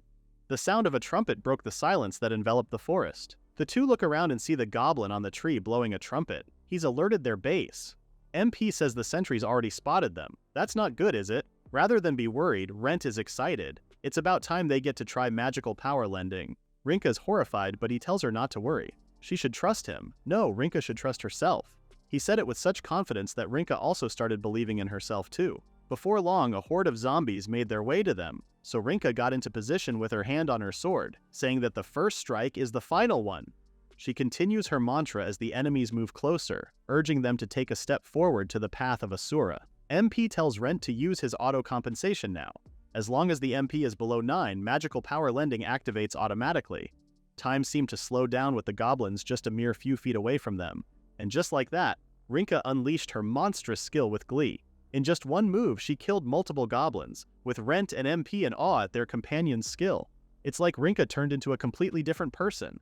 She slashes her enemies left and right with no remorse, moving so swiftly and nimbly that the goblins can't land a hit. The goblins among the trees aim their arrows at and fire, only for Rinka to evade them all as she lunges toward them. With nowhere to run, the goblins in the trees watch in horror as she runs through the trunk and beheads them in one swing.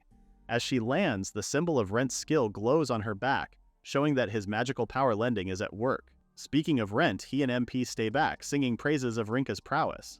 It looks like her natural ability wasn't just for show. Furthermore, he thinks this boost in power isn't normal. It's completely extraordinary. However, MP notes that the only con of her skill is that it consumes a lot of energy, though it also explains why her past teammates couldn't fully utilize her true power. Be that as it may, MP is happy because her instincts were right. Lending MP every 10 seconds, and with the future of growth and development, Rinka will be able to lend more and more magical power in the future. Rent turns his attention back to Rinka. Sure, she's pretty powerful, but what he's seeing isn't just enhancement. It's more like another person has awakened, given how Rinka is enjoying this slaughter. Suddenly, a new type of goblin appeared. This one is much bigger, waving a mace around as it rode a giant boar. As soon as he unleashed his attack, Rinka took this opportunity to launch herself at the goblin and cut him straight down the middle. Just like that, the goblin massacre at the hands of Rinka is over. Rent is amazed at her display of power. He rushes toward her, singing praises of how she completely wiped out the horde in just a few minutes. But Rinka is unresponsive. She seems to be in a daze. Fortunately enough for Rent, his reflexes saved his life as Rinka suddenly turned her blade on him, with Rent blocking it at the last second. Still, her katana managed to nick him in the forehead, and a trickle of blood started to flow down his face. Rent sees that Rinka's still out of it, and then finally she's back. The two of them topple over, with Rinka above, panting and apologizing for being carried away with her feelings. This is the first time her skill of hers lasted this long after all. And then Rent tells her that she's too close. Rinka finally snapped back, quickly moving away from him and apologizing. MP grins at them. What a sweet and innocent scene, even though Rent tries to brush it off. With that, they made their way back to the guild to have their loot assessed. The staff notes they acquired 1,043 goblin mana stones, which is equivalent to 104,300 goldens. But that's not all. She also announces that the duo has 18 Goblin Boss Mana Stones, equivalent to 9,000 Goldens, and the 18 Goblin Seeds obtained from the destroyed colony, which are equivalent to 36,000 Goldens. The other adventurers remember Rent. How could they forget? He's the one with the big goblin haul last time too. But Rent points out that all of this is Rinka's work this time. With that, the guild staff hands them their reward, a huge bag of Goldens. As soon as Rent receives it, Rinka cries out to him in a panic. With such urgency, she shows him her scroll. Her max MP just increased by 4 points in a day. Rent congratulates her as both of them stare at her scroll. She shares how, however, since she became an adventurer 3 years ago, it has only gone up twice. This is all because of Rent, so she thanks him profusely. Rent claims that all he did was provide her some support. All of that is because of Rinka's hard work and strength. In all honesty, she finds everything that happened today hard to believe. Rent assures her that it was real. He was watching her from behind, and Rinka is definitely amazing. He tells her that she's strong, and that she has every right to be proud of herself. Rinka can't help but get teary-eyed at his supportive words, but the moment got cut short when MP appeared with her trusty abacus. Well, she didn't really mean to interrupt their moment, but she has to report the total amount of mana lent to Rinka today. Ever the businesswoman, she starts fiddling with her abacus, saying the skill was activated 16 times, totaling 126 MP. The activation duration is 1 hour, 20 minutes, and 40 seconds at a rate of 1 MP every 10 seconds, an additional 490 MP, and according to her math, the final total is 616 MP. Rinka can only stare at the abacus before promising to Rent that she'll get stronger from now on and repay him properly. To that, MP adds that the interest is 10%, but there's no due date, so at least there's a silver lining. Rent looks at them and it makes him wonder when the last time he ever got thanked for his power was. He remembers his ex-teammates back then scrubs them from his mind. This time he won't fail anymore because this time, he and Rinka will become strong together. MP calls him, saying that since they have a team now, they should go out and celebrate by eating something delicious. Well, he won't say no to that, so he asks Rinka what she wants to eat. The latter happily answers meat, and who could say no to meat? At the Soaring Dragon Mountain Range, the 8th layer of the Melva Grand Labyrinth, a dead wyvern lies sprawled on the ground. A lone figure can be seen on the side of the monster's carcass, and it stabs at the creature's scale. It's Jean. He's complaining about the wyvern's tough scales. Even the mere act of pulling one off is pretty troublesome. Foga appears on his side, saying they need at least 30 scales for their quest, making Jean whine. This is way too much work. The two continue to work on removing the scales, with Jean pointing out that gathering materials is much harder than fighting the wyvern itself. But more important than that, why are Namilia and Comet just hanging around and doing nothing? He tells the ladies to help out, but Namilia points out that hard labor is Jean's specialty. Comet adds that they're not here to do kitty quests, so of course they start bickering over that. Suddenly a blade emerges from the inside of the wyvern, and a second later Roger appears. Jean frowns because where the hell has he been all this time? Instead of answering that, Roger hands him a dark lump of something, saying he brought the wyvern's liver. What the? Don't tell me, he was inside the wyvern's body all along? Roger says he was, and even snickered as he shared that he almost got melted by stomach acid. Jean starts scolding him. Just how many times does the poor guy have to tell their leader not to pull reckless stunts like that? Roger just said sorry with a smile. Meanwhile, some worm-like things started to emerge from the crevice he crept out of. These things moved fast because suddenly they wrapped themselves around Namilia and Comet. Namilia cries out in a very perverted way. The mischievous Roger even had the balls to feign innocence, surprised at the parasites from inside the wyvern's body. Namilia continues to cry out sexily, so Jean has to tell her to stop that. Despite the ruckus, Foga continues to chip away at the wyvern's scale. It's just another day at the meteor shower party. Back at the city center, Rinka's voice rose an octave higher because she couldn't believe her ears. A meal with the meteor shower party? Yep. Rent says Roger invited him last time, so he thought that, given this rare chance, maybe Rinka would want to come along too. Of course, it's a no. She furiously waves her hands and head, saying she's just a mere weak frank adventurer. She doesn't deserve to sit at the same table as them. Well, she doesn't have to be that humble. But wait a minute, this is the first time she's heard that Rent knows the famous meteor shower party. He explains that back when he was still part of the Skycleaving sword party and their group was finally gaining traction, they crossed paths with the meteor shower party a couple of times and even shared drinks, so that explains why Rent knows the esteemed party. Rinka tells him to have a good time as they go their separate ways. Later that night at the bar, Rent was the first to arrive. He's seated at the table thinking that it's been a while since he shared a drink with Roger. Still, he's a little excited but at the same time nervous. Just then he hears a sultry voice whisper to his ear, apologizing for being late. It's Miss Namilia. And dare we say she's dressed more boldly tonight? Rent's eyes widen because didn't they just get back from an adventure quest? Never mind that. Namilia says she put in a little more effort and dressed up tonight since she'll be drinking with Rent. So what does he think? Does Rent like her outfit? Rent has trouble looking everywhere else because how can he when her rack is on his face? Namilia grabs his face with both hands, telling him to look at her properly. His face is red, but he's still cute in Namilia's eyes.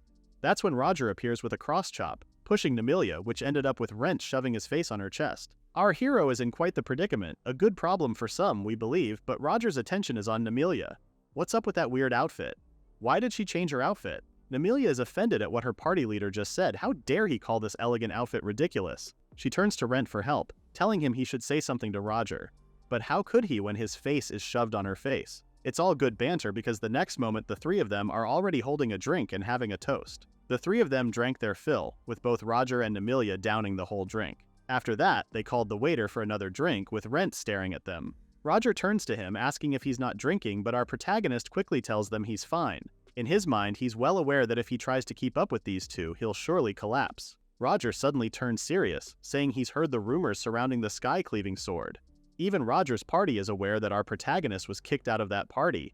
Rent couldn't look at him, while the older man felt sorry for our hero. It was a disaster, wasn't it? Rent lowers his head, so Roger just tells him to drink and forget about all the bad stuff tonight and just leave it behind.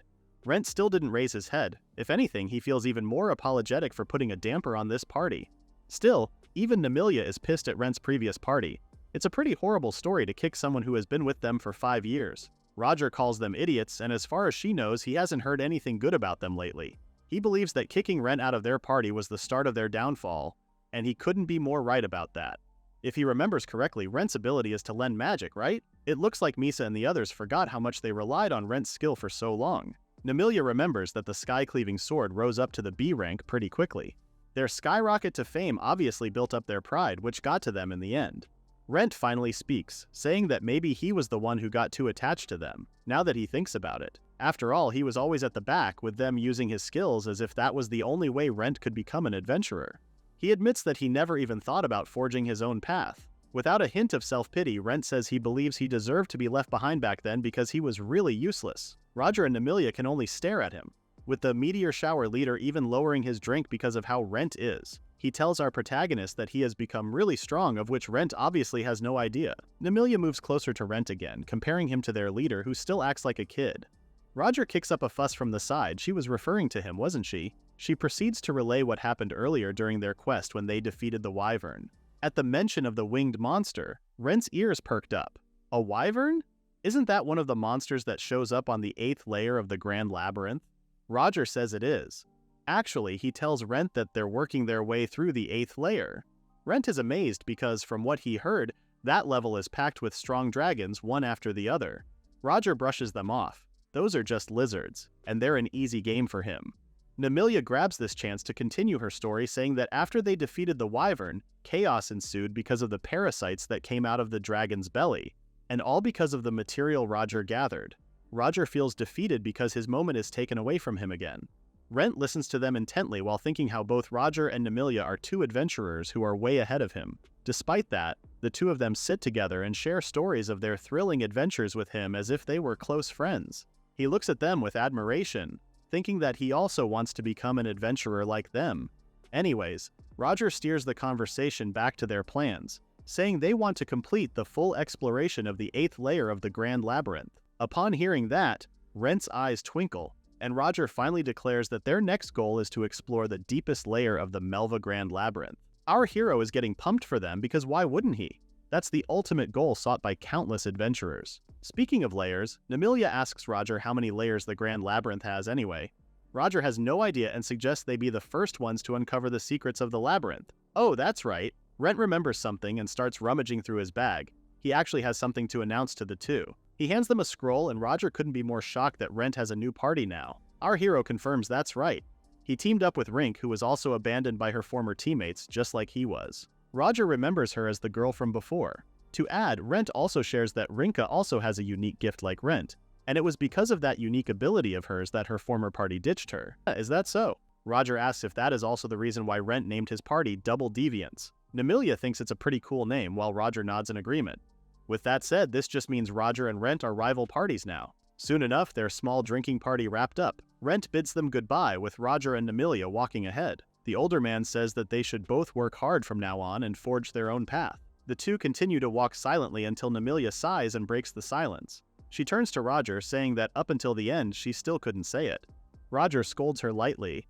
How can she even ask that of someone who just recently formed a new team? They both turn to see Rent still waving at them, with Roger telling Namilia that it would be completely inappropriate to ask him to join the meteor shower party. Well, even Namilia admits that Roger is right. Suddenly, she notices Roger become sullen and continues ahead.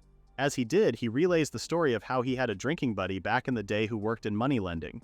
His buddy didn't trust anyone but himself, so he exploited everyone with insane interest rates and became hated everywhere. In the end, this buddy of his ended up getting killed by someone. Roger says that Rent's gift, lending magic, made him think that maybe there are people who need that more than they need money. For a while there, Roger admits that he was worried that after being kicked out, Rent would stop trusting others and end up just like his drinking buddy. But it looks like Rent is doing fine now. To that, he turns to Namilia and asks if she feels the same way, only to see she's nowhere near him. As it turns out, Namilia is still with Rent. This time she suggests the two of them have a little drink from now on. Rent tries to back away, saying that Rinka is waiting for him back at the inn. If he gets home too late, she will get worried. That's when the older lady leaned close to his ear, saying she's fine with having fun. So, is he down? Roger appears with a cross-chop again, shoving Rent's face into Namilia's chest, as he scolds his party member not to bother Rent. He starts fussing over them, telling her not to drag a sweet guy like him into that sort of thing. Of course, Namilia doesn't mean anything by that. She's just a girl asking him out for some after-party fun, you know? Huh? A date? Wait, Rent remembers something. He tells both Namilia and Roger that he actually has a small request from their party, making the two turn to him in attention. Meanwhile, a carriage has finally arrived in Melva, not knowing that a little figure was actually waiting for them to come all this time. It's just as she expected. Now everything is exactly according to plan. They returned after exactly 3 weeks. This figure is none other than MP, who sports a sinister smile as she says aloud how they know everything about debtors in the Central Information Bureau. Back at the guild, Rinka happily munches on a medium-sized grilled kukshiakia skewer, pleased with how delicious it tastes. By the way, these skewers are actually made of orc wheat and covered in wheat dough, deep-fried to make something like a corn dog. Rent is speechless because Rinka sure can eat a whole horse, huh? Just look at all those piles of plates before them. But even MP shares her enthusiasm with the skewers, and it's rightfully so, because it's one of the popular dishes in this city's guild. Using First Strike consumes a lot of energy, which explains why Rinka is eating this much. MP's happy to see her eat a lot, saying those who eat well grow well. But now that she remembers it, doesn't Rinka have some important report to share with Rent? Oh, right. Rinka pulls out her scroll and shows him that today, her adventurer rank has gone up by 1 level. She's now an E-rank adventurer. Rent is impressed. She managed to level up in just 4 days after all. But that's not the only piece of good news Rinka has. Her maximum MP also increased to 24. She can't believe how she used to hate her gift all the time. But now Rinka feels she can finally shine as an adventurer. As always, she owes it all to Rent. Just then, someone shoves the diner open with their dirty hands. Meanwhile, a couple of footsteps approach their table, just as Rent shares how he felt about the exam, the same way Rinka did with her talents. MP joins in their conversation, saying she has a gift for Rinka to celebrate her level up, and produces a skewer stick with a small bit of parcel left near the end. Actually, the skewer part Rinka ate earlier was part of the golden sausage, but this small part right here is actually the tastiest part. It's even tastier than the main portion itself. Rinka only stares, with MP saying the main portion doesn't matter much since that's just an introduction to the tastiest part. Of course, Rinka believes what MP says as she takes what the fairy was holding and savors it as she munches on it. Meanwhile, Rent notices something from the corner of his eye, and before he knew it, Kai kicked down their table. Rinka starts to panic. What's going on?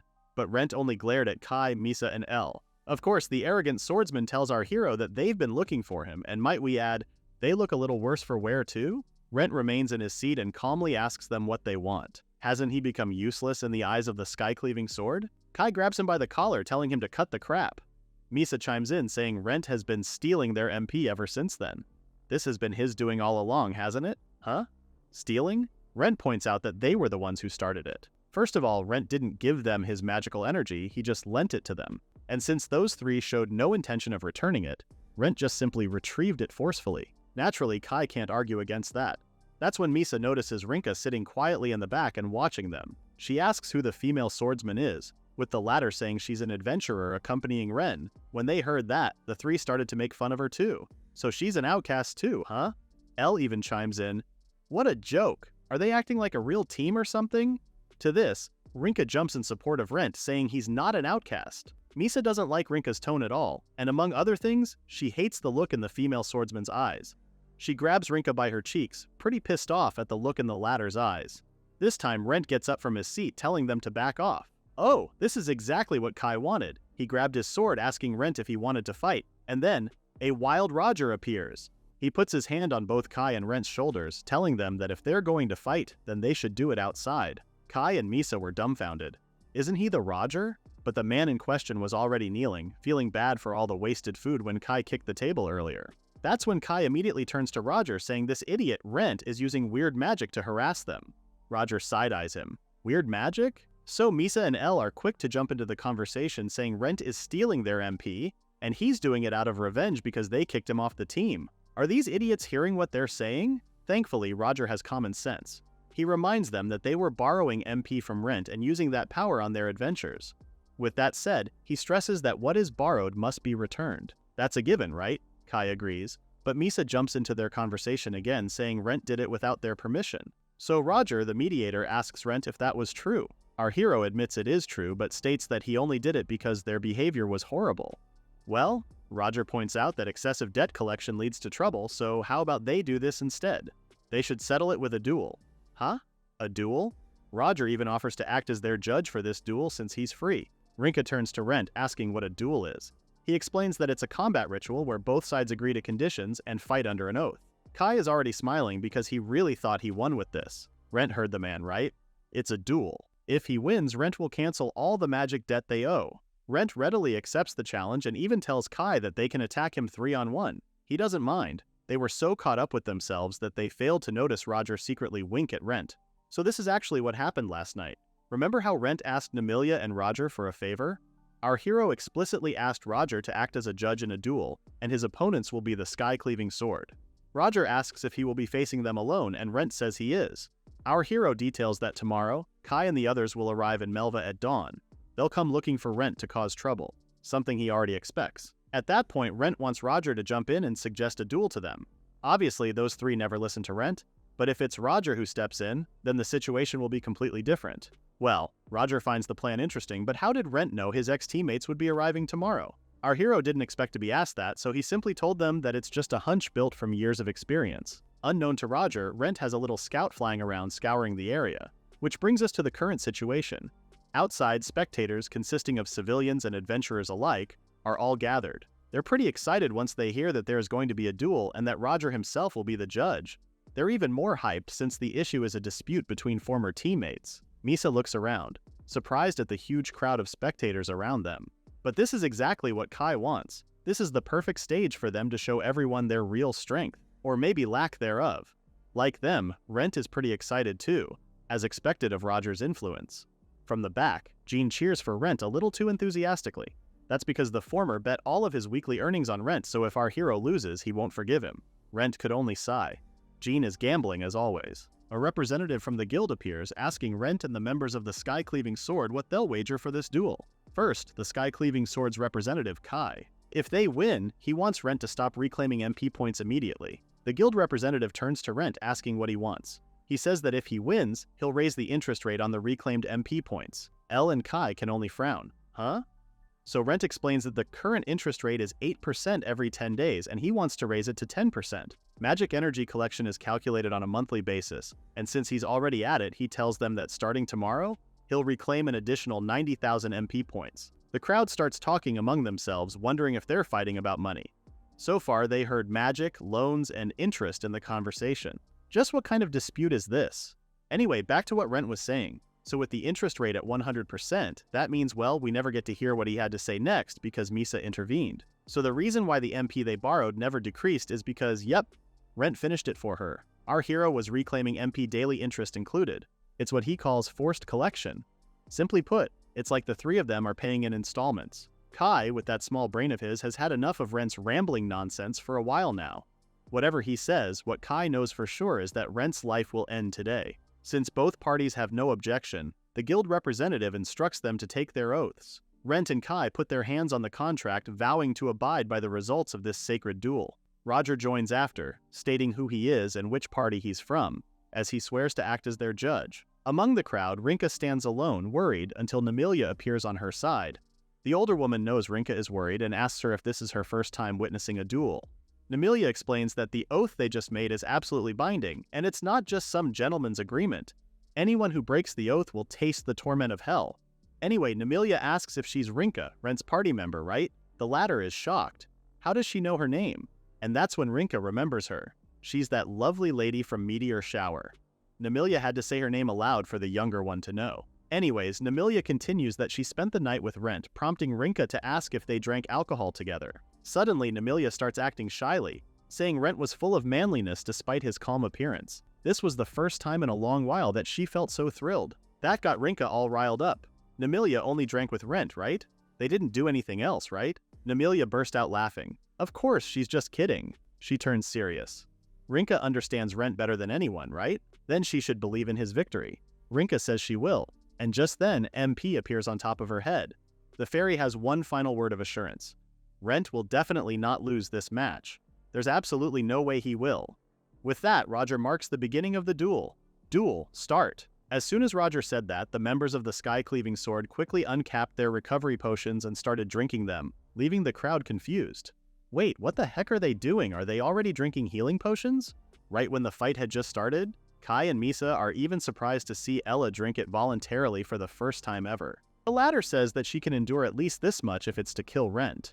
Speaking of Rent, he tells them that they should drink more, since the amount they drank just now will just be deducted from their daily share. Go on, he can wait. This just annoyed Kai all the more. Rent may be talking with confidence now, but that won't last long. He's one to talk. Still, they did as Rent suggested and kept drinking the recovery potions. In the end, the three of them are still reliant on magic. But now that Rent remembers it, these guys also forced him to drink recovery potions back when he exhausted all of his magical powers back then. Misa even shoved the drink down his throat, forcing him to consume it to recover his energy. She even told him to hand over the magic he stored as soon as he's back on his feet. The nerve of this girl. Then they had the gall to make fun of him when he threw up, which made Rent realize just how hard his life back with them was. Suddenly, Rent hears Jean's voice in the crowd, asking our hero what he was spacing out for. He's in the middle of battle, damn it. Well, that is true because suddenly Kai is in front of Rent, ready to strike.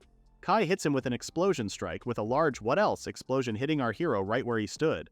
It almost even blew the other spectators away while Rinka cries out for Rent's name. Kai waited for the smoke to settle, like everyone else, while Rinka watched horrified. There's no way, right? Jean is on the brink of tears, he can't lose his earnings now. Meanwhile, the others are pleased to see Rent is flattened to the ground. After a beat, Kai grins and claims his victory. That was an instant defeat. He and Misa are already laughing it off with her saying he went overboard against such a weak opponent. It's been a while since he used L's reinforcement magic. After all that, before he even realized what he did, Kai had already charged straight ahead. Then he turns to Roger, asking the older man if he saw that. Kai claims that's his true power, but the older man pays no attention to him and is only looking ahead. Why is Roger pulling such a scary face? Rent's piggy bank starts to dispense bills, with Misa crying at the last minute for Kai to look behind him. A giant fireball is about to hit him. Misa managed to save him at the last minute by putting up her magic shield and deflecting the attack. That was a fireball just now, wasn't it? Kai starts looking around, asking, who did it? Comet echoes his question mockingly. Did he really think someone would dare to interfere in a duel supervised by Roger? He's a fool. Once it registers to Kai and Misa what happened, their eyes widen in shock. Misa looks over and sees a silhouette take form in the middle of the smoke. Rent is still alive. She quickly unleashes her flame cyclone on him, but Rent merely shoves his elbow in the air, with the pressure smacking Misa right in the cheek. She falls to the floor, so Kai orders Elle to heal Misa immediately. Unfortunately, Elle is already taken out not a moment later when Rent hits her with 3 consecutive fireballs. The crowd can't believe their eyes. What's this? He used 3 fireballs in a row? And it's even the stronger version of a fireball. Is there even a spell like that? This time, Comet is going nuts. She's calling out Rent for cheating because he cast them without chanting. Even Comet herself can't do that. Now it's Kai's turn to look at him in bewilderment. How can Rent even use magic in the first place? More importantly, Kai knows he landed that hit cleanly. So why is Rent not hurt in the least? What happened to him in the short time they were away from each other? Rinka claps for her teammate, seeing how amazing Rent is. Is his invincibility the result of the infinite magic storage? MP grins proudly, saying it's worth it given how they had a hard time acquiring that thing. Flashback to last night. Rent stares at his scroll because finally the 150,000 MP is charged. With that, he finally purchased it.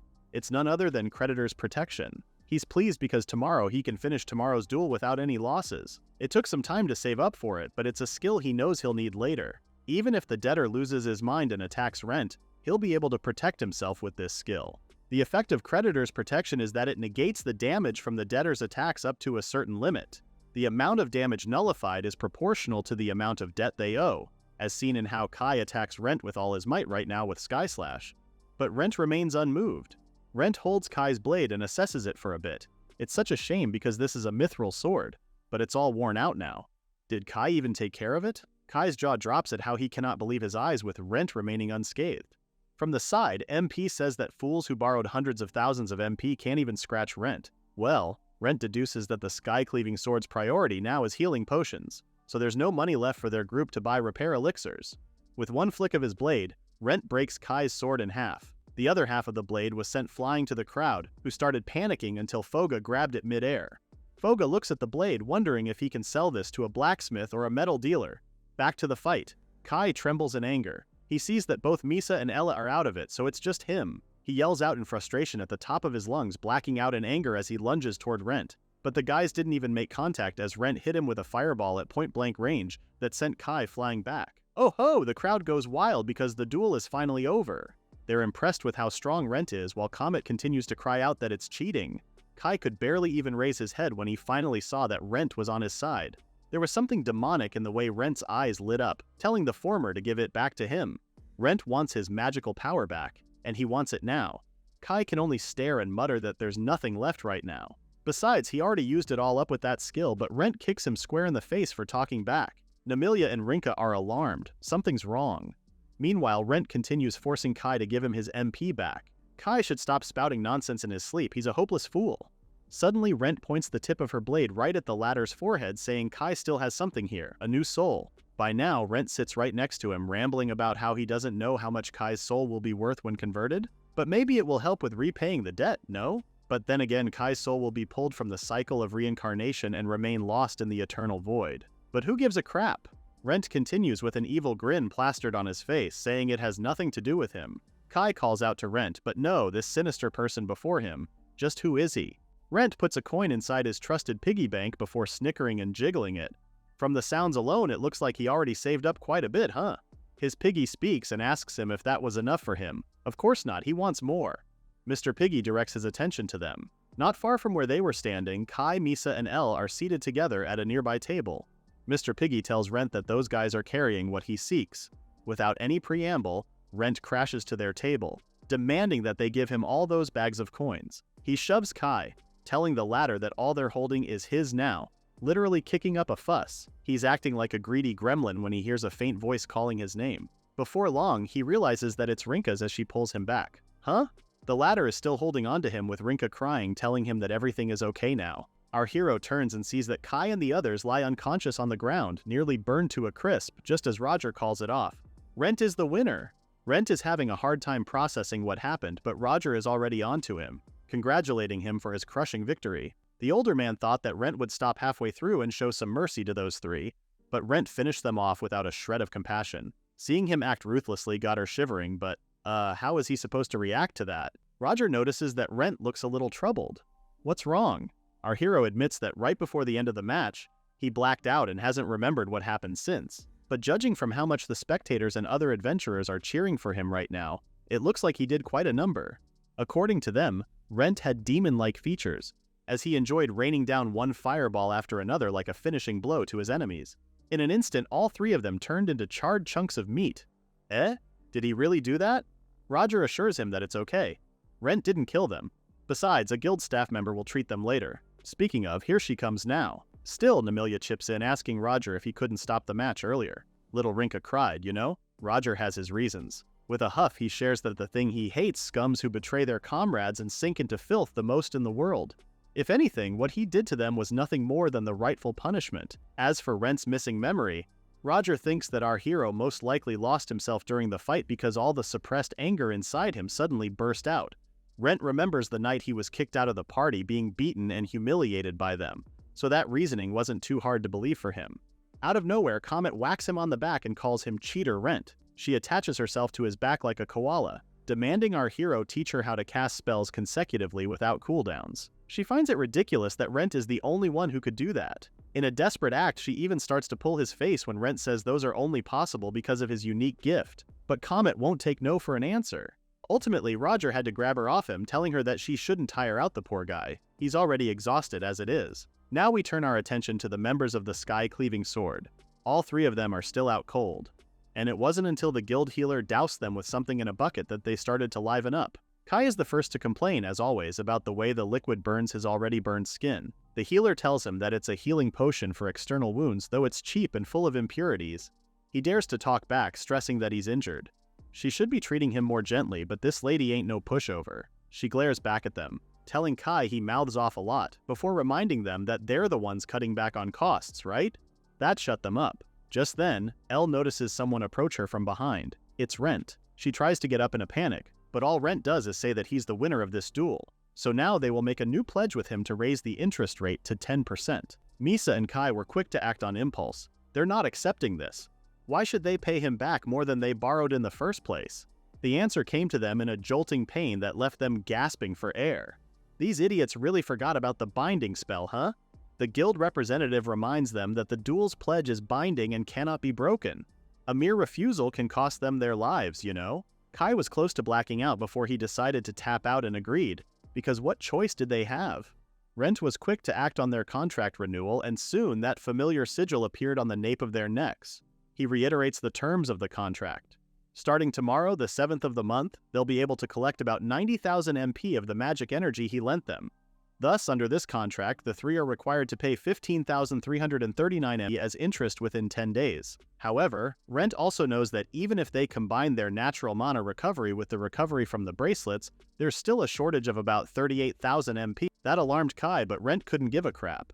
Before he walked away, our hero told them that they should make up for that shortage with magic potions or, I don't know, figure something out by themselves. Elle laments how they're going to do that when their money is almost out. Ever the complainer, Kai points out that potions aren't free as well. Rent already did the math, telling them that's about 77 potions in total, which isn't exactly an impossible amount. Kai tries to argue again with these insane numbers, and Misa is the only one sensible enough to question what will happen to them if they can't pay in full. Rent says with finality that everything will be over. He gives them one last warning, saying they shouldn't even think of doing anything foolish because they're debtors. A debtor has no right to inflict even the slightest harm on their creditor. This is all thanks to his unique skills effect, so now Kai finally understands why their attacks never affected Rent at all. With that said, Rent tells them to do their best in the next 10 days to pay back what they owe. The only thing the three of them could do was glare at Rent, with Kai muttering again that this isn't over. Later that day, the pub is in high spirits as they celebrate Rent's victory, especially Jean. The buff guy couldn't contain his joy at Rent's victory, but our hero just knows it's because Jean won big time during the betting because of him. A couple of unfamiliar voices also joined in and congratulated Rent on his win. Rent and Jean turn to see that it's the two-headed Silver Wolf's party. Sinistra says it's been a hot minute since they last met, with Rent approaching them to ask why they came to Melva. She answers that they came because of a certain mission, and since she's at it, Sinistra shares that they came in the same carriage as the Sky-Cleaving Sword, with the eyes of a dead fish. Destra says the group was even worse than they imagined, contrary to their reputation. Not only that, but they were also extremely rude and struggled fighting against a single ogre. It's quite the pitiful sight. Sarika adds that word already spread that Rent beat them up real good, and she had only hoped to see it with their own eyes, a sentiment Shannon also shared. In his mind, Rent couldn't believe the hate that his former party mates are getting. Jean calls out to Rent, telling him to say something since he's the star of the night, so he might as well say something. Our boy didn't expect to be put on the spot like that as the whole pub went quiet.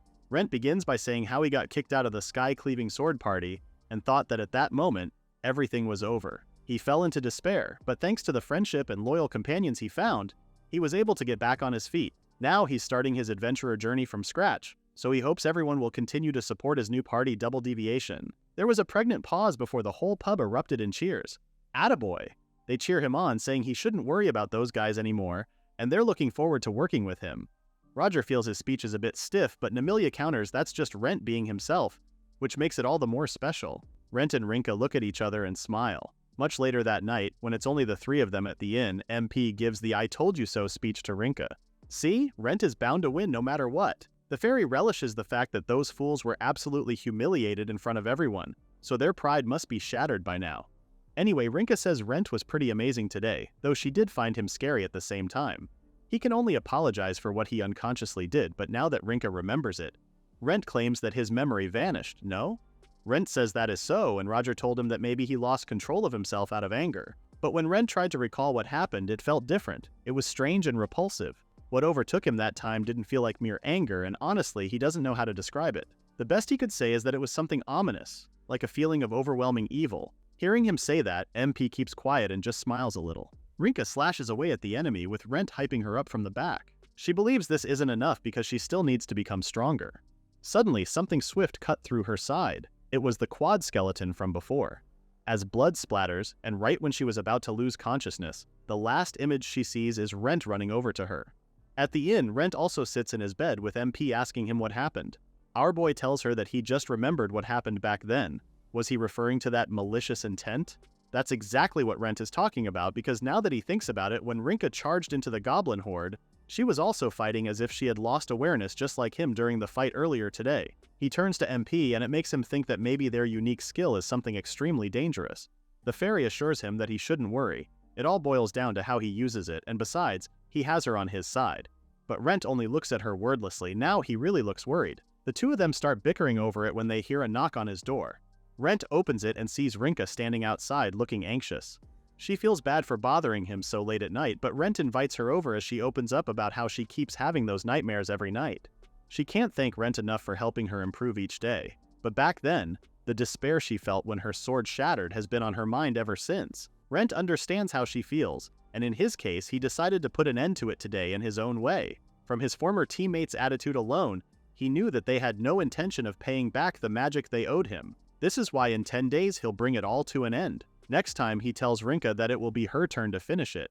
She must defeat the quad skeleton with her own hands. The next day, at the flower garden near the inn, Rinka sits by the flower bed, admiring their beauty. A little girl tells her that the city of Melva is a place where people from all over the world gather, which explains why they get seeds from all kinds of flowers. Rinka points out the ones she knows, Goremutsu Yusa and Melva Asagao. Rinka notices that this garden is for flowers that bloom in the morning, and the other garden is for ones that bloom in the evening. Wow, she didn't expect the girl to separate the flowers by their blooming time, which is pretty neat. But the girl is more amazed at her. How did Rinka even notice that? Moreover, how does she know so much about flowers? Before Rinka could answer, Rent came with a brand new fit. He apologizes for running late since getting these new pieces of equipment took some time for him.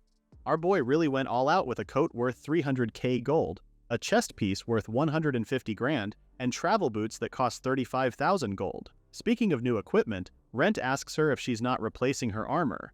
Well, Rinka tried several different ones, but in the end, the armor she's wearing now is the best for her. At the mention of armor, a little girl suddenly appears, asking Rinka if she's looking for armor. Both she and Rent turn to this girl when the latter notices Rinka's katana. Oh ho, the girl's eyes start twinkling because she couldn't believe it. Could this miss be a samurai? But Rinka has no idea who or what that even is. Too late though, because the kid grabs her, saying they definitely have to visit their shop because they've got just the perfect items for her. The flower girl can only sigh at this other girl, Suzu, for being pushy about their store again. Rent follows along, and soon enough they find themselves in a shop that's everything Japanese. The duo stares in awe because they've never seen products like these before. Suzu welcomes them to their shop, Yagyudo, where they deal in goods related to the Far East. Rinka checks out one of the paper lamps on display, curious because this is the first time she has heard of the Far East. On the other hand, Suzu's having the time of her life, having Rinka try out the shop's items, like this samurai headgear she puts on her head. The little girl explains that it's a helmet once worn by a shogun, something ranked even higher than a samurai. Samurai or shogun, what does it matter? Because Rinka is swaying side to side with how heavy that thing is. So it's no surprise when Rinka hit her head on a nearby raccoon figure, smashing half of its face. Suzu panics, but she assures Rinka that it was just something she picked up nearby, making Rent a little suspicious of her. Anyway, the little girl continues to market their peculiar products. How about they try this item? If they raise this during battle, it will erase their enemy's will to fight. Rent's not sold with it because why the hell does it sound so shady? Well, how about these rice cakes? If they feed these rice cakes, that's definitely a hell no for Rent. Anyway, he thinks they spent too much time in this sketchy shop, so he was about to walk out the door, bidding Suzu goodbye. But the little girl pulls him back. She's not going to let them leave unless they buy something from the shop. How about this mask? She forcefully places it on Rent's head, saying it will make him the star of the party if he wears it. From her eyes alone, Rent knows this kid means business, so he calls Rinka and says they should make a run for it. But Rinka's eyes are glued to the floral kimono displayed in one corner. She can't help but admire its beauty when an older man appears, telling her that the piece of cloth is called a kimono. Moreover, it's dyed with fine silk threads and with the blood of a mythical creature called Shujo. The older man walks over the kimono, explaining that the fabric may be delicate, but when you channel magic through it, its defensive power increases. Rinka's eyes are still glued on the item. So that's a kimono, huh? The older man welcomes them to their shop. It's been a while since he's had a customer, and to that, Suzu happily chimes in that she dragged them here. The older man scolds Suzu, as he noticed that these customers are forced in as usual. She fires back that this is much better than her father, who doesn't do anything at all. The older man turns to Rinka and sees that she's carrying a sword. Could she be a samurai? She says she's not. Rent joins in and asks him what samurai even means. The older man explains that samurai are warriors who came from the Far East. They fight in close combat that relies on speed as they cut down their enemies with the sword. The samurai's clothing is called a kimono, which is just like the one they have displayed here at the shop. He recalls how once, when he went on trade, the older man got captivated by the clothes' beauty, so he decided to make it one of his shop's products. After hearing his explanation, Rinka thinks that these samurai people are actually close to her own fighting style. Rent is already on her side, excited because wouldn't Rinka and the kimono be a perfect pair? Honestly, she's also curious about it. So Rinka asks the shop owner how much the kimono is. The old man tells her that it costs roughly 2,500,000 gold. Nani? Even Suzu finds his pricing outrageous. But her old man claps back that, sure, they could use ordinary fabric and make it cheaper, but he would never allow that. Rinka is already ushering Rent outside because that price is too steep for her, while Suzu continues to bicker with her dad. Our hero turns to the older man. Is it really worth such a price? The latter tells him yes. He can vouch for its value since it's made of top-quality fabric with intricate embroidery. Rent tells him they'll take it, pulling out a bag of coins from his bag, leaving the three others shocked, especially Rinka. Our hero turns to her, saying if this gives her a chance to be the best in battle, then it's a pretty cheap price. Rinka still has trouble accepting it because that amount is way out of her pocket. Well, if that happens, Rent says that they can just earn more money from the dungeon later if their budget runs short. Besides, he also saw how she looked at the kimono earlier. Her face clearly showed how she fell in love at first sight with the item. Rinka is touched by Rent's gesture, not knowing that Suzu was also listening to them. The little girl decides to hand them a freebie. Here, they can have this mask for free for being such generous customers. Now then, Suzu's father tells Rinka to come with him. She does as instructed, but Right now they're outside with Rinka holding a wooden sword. The older man also has one and comments on how it's been a long time since he has had a request like this. Anyway, what he wants is to spar with Rinka a little. He needs to do this so he can adjust the kimono to match her movements. Rinka is happy to oblige, but she really thought this man would only take her measurements. Meanwhile, Rent and Suzu are on the sides, with our hero asking if her father is strong. After pondering for a little, Suzu says her father is as strong as much as a hobbyist can be. This made Rent worry a little for Rinka. After all her battles up until now have been purely against monsters. But then again, maybe fighting another person will be a good experience for her. Alright then. The older man gets into a fighting stance and says they should begin. Rinka gets into position with the older man giving her a heads up. Rent felt a little nervous, and before they knew it, the older man charged straight to her with a thrust. Rinka evades it easily, but the older man already foresaw her doing that. With her torso wide open, he attacks her there. Rinka blocks his attack, but the old man is relentless with his techniques, going on the offensive. Rent couldn't believe the older guy. Such agility. Suzu also praises Rinka for being pretty good herself. But the older man knew better, so he told Rinka to come at him with her full strength. This time, Rinka goes on the offensive and rains a barrage of attacks on the older man. This is exactly what he was talking about. He finds her speed satisfactory, but he knows she still hasn't shown her true seriousness. He was hell-bent on seeing how she would fare, so this time, he hit Rinka with more force. The pressure almost made her knees buckle, and then from her mind she heard a voice telling her to kill him. Just like that, Rinka's eyes sharpened and she went ballistic. This time, the old man can barely keep up his defenses as she lets him have it. Rent sees the sudden change in Rinka, and fearful of what could happen to the older guy, he cries, "Danger!" True enough, Rinka heads straight to her opponent to deliver the finishing blow. But the old guy knew better and cut through her momentum, disarming her as he did so. Rent and Suzu were stunned. Rinka tries to catch her breath, trying to process what just happened. Meanwhile, the older man was already apologizing for using extra force. But in his defense, if they kept at it, this little sparring would have turned into a fight for their lives. With Rinka back to the way she is, she apologizes for the way she acted. Her opponent doesn't mind, in fact he finds her sword technique splendid. But he is curious though and asks her what her gift is. Rinka says it's the Path of Asura, which just confirms the older man's suspicions. Given how it's named after the god of storms, her murder intent earlier was the real deal. All this back and forth and the older man hasn't introduced himself yet, so finally, he tells her that his name is Rindo, the 21st generation of the Yagyu family. Rinka tells her name as well, with Rindo explaining that he'll create a kimono that suits her perfectly based on her swordsmanship just now. They head back inside, where the many different kinds of fabric are on display.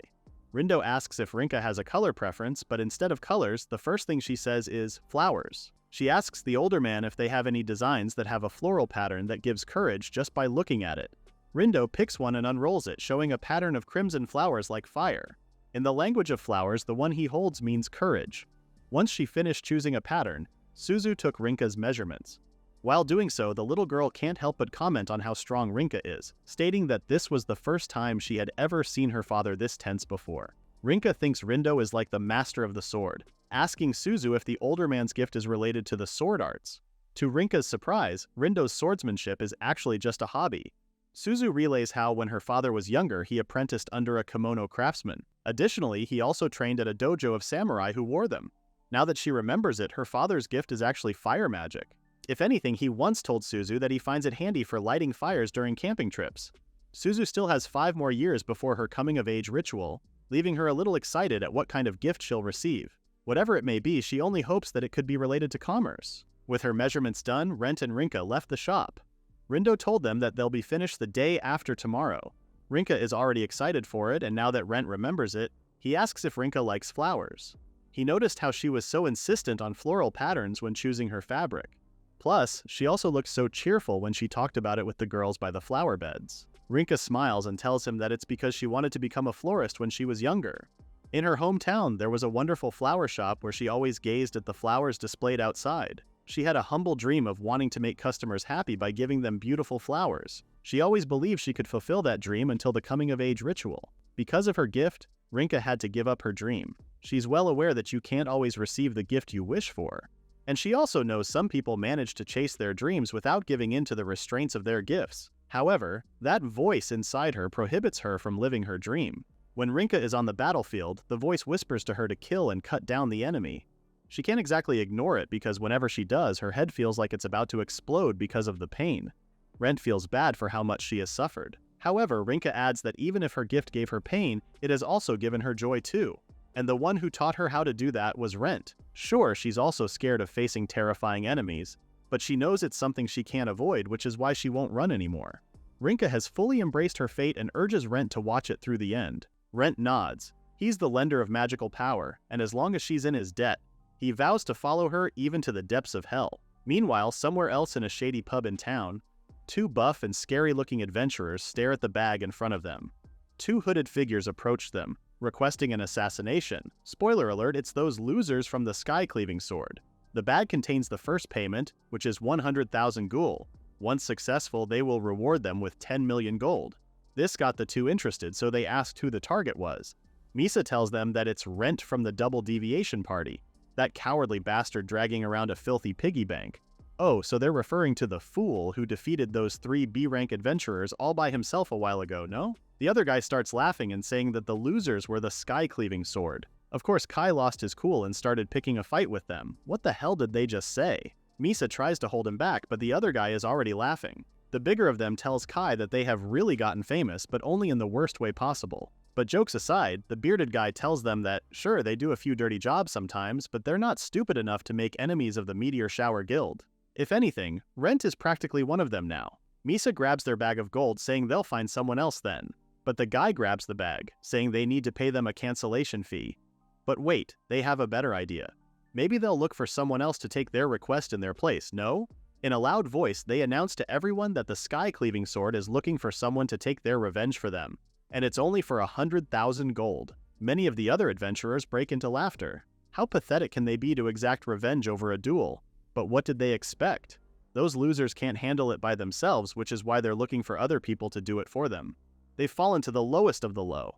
Kai is shaking in his boots out of anger, but Misa pulls him back, saying they should get out of there. Back at their inn, Kai vents his frustration to the poor chair, kicking it hard after those adventurers mocked them like that. L adds that what's even worse is that not only did they fail to carry out their request, but those other adventurers even stole their money from them. Kai clenches his fist, thinking that if they had just hit them once instead of running, then it would have been over. As the only level-headed person in the group, Misa points out that in their current state, if they face them now, they'll just end up corpses for sure. L starts to panic. What should they do now? That money was all they had left. They couldn't even afford to pay for an inn anymore. Kai clicks his tongue because this only leaves them with one choice: dungeon exploration. Misa counters that they already sold most of their weapons and armors, but Kai fires back that at least they could hunt goblins. That should be easy, right? That's when he noticed the bracelet he was wearing. What if they sell it? That's an instant hell no from Misa. Is he crazy? Just by wearing those bracelets, they can cover 3,000 MP together. Kai asks her if she really thinks they can afford to care about something like that. There was a glint in Kai's eyes, saying that what they need right now is cash. For sure, this bracelet that they have is insanely rare. If they sell it, he's sure they can make enough to buy 100 recovery potions. The three of them head to the merchant's shop, but according to the latter's assessment, the bracelet is only worth 6,000 gold. This time, both Kai and Misa lost it. Is he blind? The bracelet Aloe can supply 1,000 MP, but the merchant tells them that all he sees is a cheap bracelet, and that they're just deluding themselves. L is too tired and too hungry for all this ruckus. The Skycleaving sword still has 8 days before their repayment deadline. Finally, Rent and Rinka return to the Yagyudo shop to pick up her kimono. While waiting for her, Rent checks out one of the dolls on display, having a stare-off as he finds its eyes are a little creepy, when Suzu happily appears to tell him that they're done. With that, she presents Rinka in a brand new outfit, wearing a proper kimono this time. There was a moment of silence, so Rinka had to ask Rent if the clothes didn't look good on her. Rent flushes a little, telling her that it looks good. MP and Yindo immediately catch something in Rent's reaction, grinning at his reaction to Rinka's new fit. As for the older man, he prides himself on his work. His eyes never fail when it comes to choosing the right fit. He chose a scarlet red hue for the kimono, with the fabric thin and light for easy movement. Once infused with magic, its defensive power increases. The traditional trouser Rinka is wearing is called the hakama and directly contrasts with her scarlet red kimono because of its iron blue color. The hakama is also mixed with mithril powder, making it highly compatible with magical energy. It might look a bit loose and baggy, but it's quite easy to move in the hakama. Additionally, it's also designed to muffle footsteps from the enemies, which is a plus if they want to be discreet. Rindo asks Rinka if she likes the outfit, as if it's not obvious enough how much she loves it. She was so excited that she was the one telling Rent that they should head straight to the labyrinth. And that they did. Double Deviation is currently on the 3rd floor of the Melva Labyrinth. Right now, Rinka has her hands full fighting against skeleton soldiers, cutting them down left and right. On the other hand, Rent remains at her 6 for support, and seeing how she's been doing so well, MP can't help but comment that it looks like Rent will have it easy this time around. Soon enough, Rinka wiped out all the enemies, but before they moved forward, MP asked them for help to gather mana stones. They managed to acquire a handful, filling a medium-sized bag before continuing with their dungeon exploration. Soon enough, they pass through a brick arch and... wait a minute. Rent looks around and recognizes this chamber. This is where he first met Rinka, and where he fought the quad skeleton. He looks at Rinka, and from her reaction alone, it looks like she's also thinking the same. At the far end of the chamber, they see the entrance to the 4th floor of the Melva Labyrinth. It doesn't take a genius to know that their enemies are probably already waiting on the other side. Well, there's no use dilly-dallying, so after a beat, Double Deviation steps right through it. Just like that, both of them are instantly transported to new surroundings. And just like Rent said, there's already a horde of undead soldiers before them. It took a moment before the monsters ran straight to them. But Rent is ready, and he bought this new skill just for this very day. Rent activates multiple skills at once. Support magic for Rinka, increasing her speed, defense, and attack power all at once. She felt the instant surge of MP course through her, so with that, she tells Rent that she'll handle this. With her hand ready to strike, she utters the same monologue before she unleashes her unique skill. As she does so, the horde continues to move closer to them, and with that, she unleashes the path of Asura. With explosive speed and power, she cut through the horde, taking down multiple enemies at once. Alright, a definite wipeout in one sweep. Seeing Rinka also got Rent all fired up to try a new skill too. This time, Rent unleashes his newly acquired wind magic, Windblade. While Rinka cuts through the front, Rent handles the strays and continues to provide support. But that's not all. He also purchased water magic, pulling the other undead in a current with his flowing water skill. The two kept at it, and soon there was no one left to fight. Rent runs over to her, but Rinka assures him that she's fine. Just then, they notice a new army of the undead has appeared, built bigger with their own shields. Not only that, but this time, they have a quad skeleton with them. Rinka locks eyes with the quad skeleton that almost made her crash out, but thankfully Rent grabs her shoulder and assures her that it's okay. Besides, he's right there with her. This helps settle her nerves, but more importantly, those soldiers with shields are pretty annoying. Rent says he'll handle them using his taunt skill. All the soldiers turn to him and quickly run over to attack him.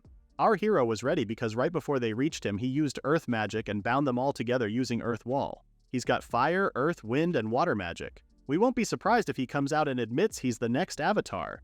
Back to the story, he emphasizes that he's not the main character for today. It's her, Rinka. She gets into a fighting stance. She unsheathes her katana and runs headfirst to meet the quad skeleton head-on. As their swords clash, the enemy manages to nick her cheek with a small cut, but Rinka is determined to face this monster and emerge as the victor. For this day, she trained relentlessly with Rent, believing fully that she's no longer the same person she was before. She cut off one of its hands, smiling triumphantly for her first win. Rent was even more hyped up for her, while her enemy remained stationary, it seems to be thinking. After a beat, the quad skeleton tossed aside its shield, and with its free hand it grabbed a nearby sword. All of a sudden, the monster was all over Rinka's face, raining multiple attacks on her. Is the monster angry? Then in one strike it thrust all of its swords at Rinka, sending her flying. Rent is quick to rush on her side while she assures him that she's fine. The kimono protected her from the blow, but now she'll finish this. Grabbing her sword with both hands, Rinka begins chanting the monologue to activate her gift. The quad skeleton is already running straight to her, but Rinka remains calm as ever, and finally, she unleashes the Path of Asura again. Then everything went black. Children's voices can be heard, asking Rinka what gift she got. Upon knowing it's a unique gift called the Path of Asura, they crowd around her in awe. That sounds so awesome, it's an SSS rank skill. But before she can even process what's going on, the children are gone, and right before Rinka are her previous party mates. Unlike the children, they scoff at Rinka's unique skill, going as far as calling it nothing but a joke. They even told her that she might as well quit now, while it's still early in her career. Rinka can't make heads or tails of all of this. She points out how the others raise their own hopes and crush themselves in the end. Then she hears something she frequently heard from her ex-party mates. If she weren't with them, then they would have been much stronger by now. This stirred her self-doubt. Is her weakness really her fault? Weren't they the ones who used her as bait and then ran away? That's it, she's had enough. Whether it be the quad skeleton or her previous party members, she'll kill them all with her own hands. Rent watches as the new shield, the enhancement magic, and Rinka's first strike work together perfectly, as seen in how she's dominating the quad skeleton in the fight. With a swift move, she cut off another of the monster's hands, shouting as she did so. That's when Rent finally notices that something's wrong. Rinka is going ham over the quad skeleton, of which the latter stood motionless as the lady swordsman annihilated him. Flashback to earlier that day at the shop, Rindo asks Rent who Rinka is. Before he can answer, the older man notes that Rinka's gift, Path of Asura, and the killing intent she showed him during their battle are concerning. Rindo is not really sure if Rinka knows it, but he senses the danger that she could easily fall into something inhuman. With that said, he asks Rent to keep an eye on her, saying her future rests in his hands. Rent is aware and says she's got Rinka's back. Back to the present. The quad skeleton is done for, but Rinka continues to slash her way to the monster's core. That's because she's not seeing the quad skeleton, but the image of those people who did her wrong. She's filled with hate and fury, hell-bent on killing them until she finally clashes with Rent. He calls out to her, instantly snapping Rinka back to reality, as Rent tells her that it's over now. Wait, just now, was that him she hit? Instead of answering, Rent tells her that last time it was Rinka who saved him. This time, he's repaying the favor. Rinka finally lowers her sword, panting as she tells him how scared she was. She was terrified of losing herself, but no matter the enemy, she was determined never to allow anyone to take Rent away from her. Based on what remains of the quad skeleton behind her, we get it, Rinka. You don't say? They exited the labyrinth, and as soon as they were out, MP was in high spirits and congratulating her for finally taking down that filthy skeleton. But huh? What's up with these two? They look as surly as ever, so the little fairy tries goading them more. They should be celebrating. Rinka tells her that she sensed the evil Rent was talking about. Back then, she was drowning in overwhelming rage. Our protagonist felt the same. During the duel, he was consumed not just by magic, but by an overwhelming desire to seize everything his opponent had. MP keeps listening and then tells them that she believes it's time to tell them the true meaning of an SSS rank gift. The duo is confused. There's another meaning to it? Isn't it just a rarer gift than an S rank? The fairy begins by explaining that it's not just a gift that grants you powerful skills or something rare in this world. It goes much deeper. SSS actually stands for Stigma of 7 Sins. It's the brand of the 7 deadly sins: greed, wrath, gluttony, sloth, lust, envy, and pride. The SSS rank gift is a gift that embodies the 7 sins carried within humans, which is precisely the essence of an SSS gift. The double deviation duo can't believe or understand this. What does this all mean? MP says rent represents greed, the overwhelming desire to seize everything. Rinka, on the other hand, represents wrath, the desire to surrender herself to fury and destroy everything.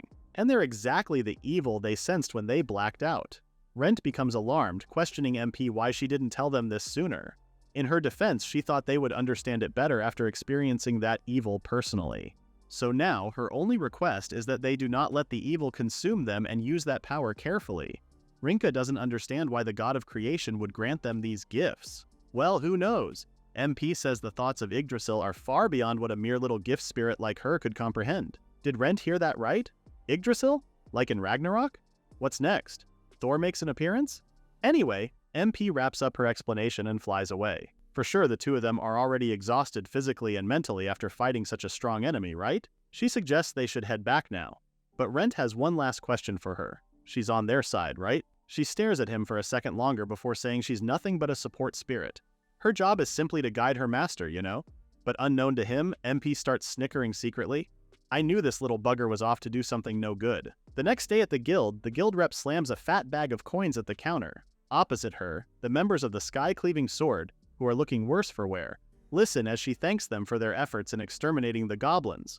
With that said, she hands them their reward, which is a total of 50,000 gold. Of course, they use this money to buy recovery potions, given how they have 5 days remaining until the deadline of their debt repayment with magic. The three of them sit together with the potions spread at the table. Misa can't believe they barely managed to cover it. But they did put in the work by hunting goblins daily. So now, she tells her party members that starting today, each of them has to drink 5 potions daily. But even if they do that, they'll still fall short by 2 potions. Ella, being the complainer that she is, slumps over the table. This is impossible!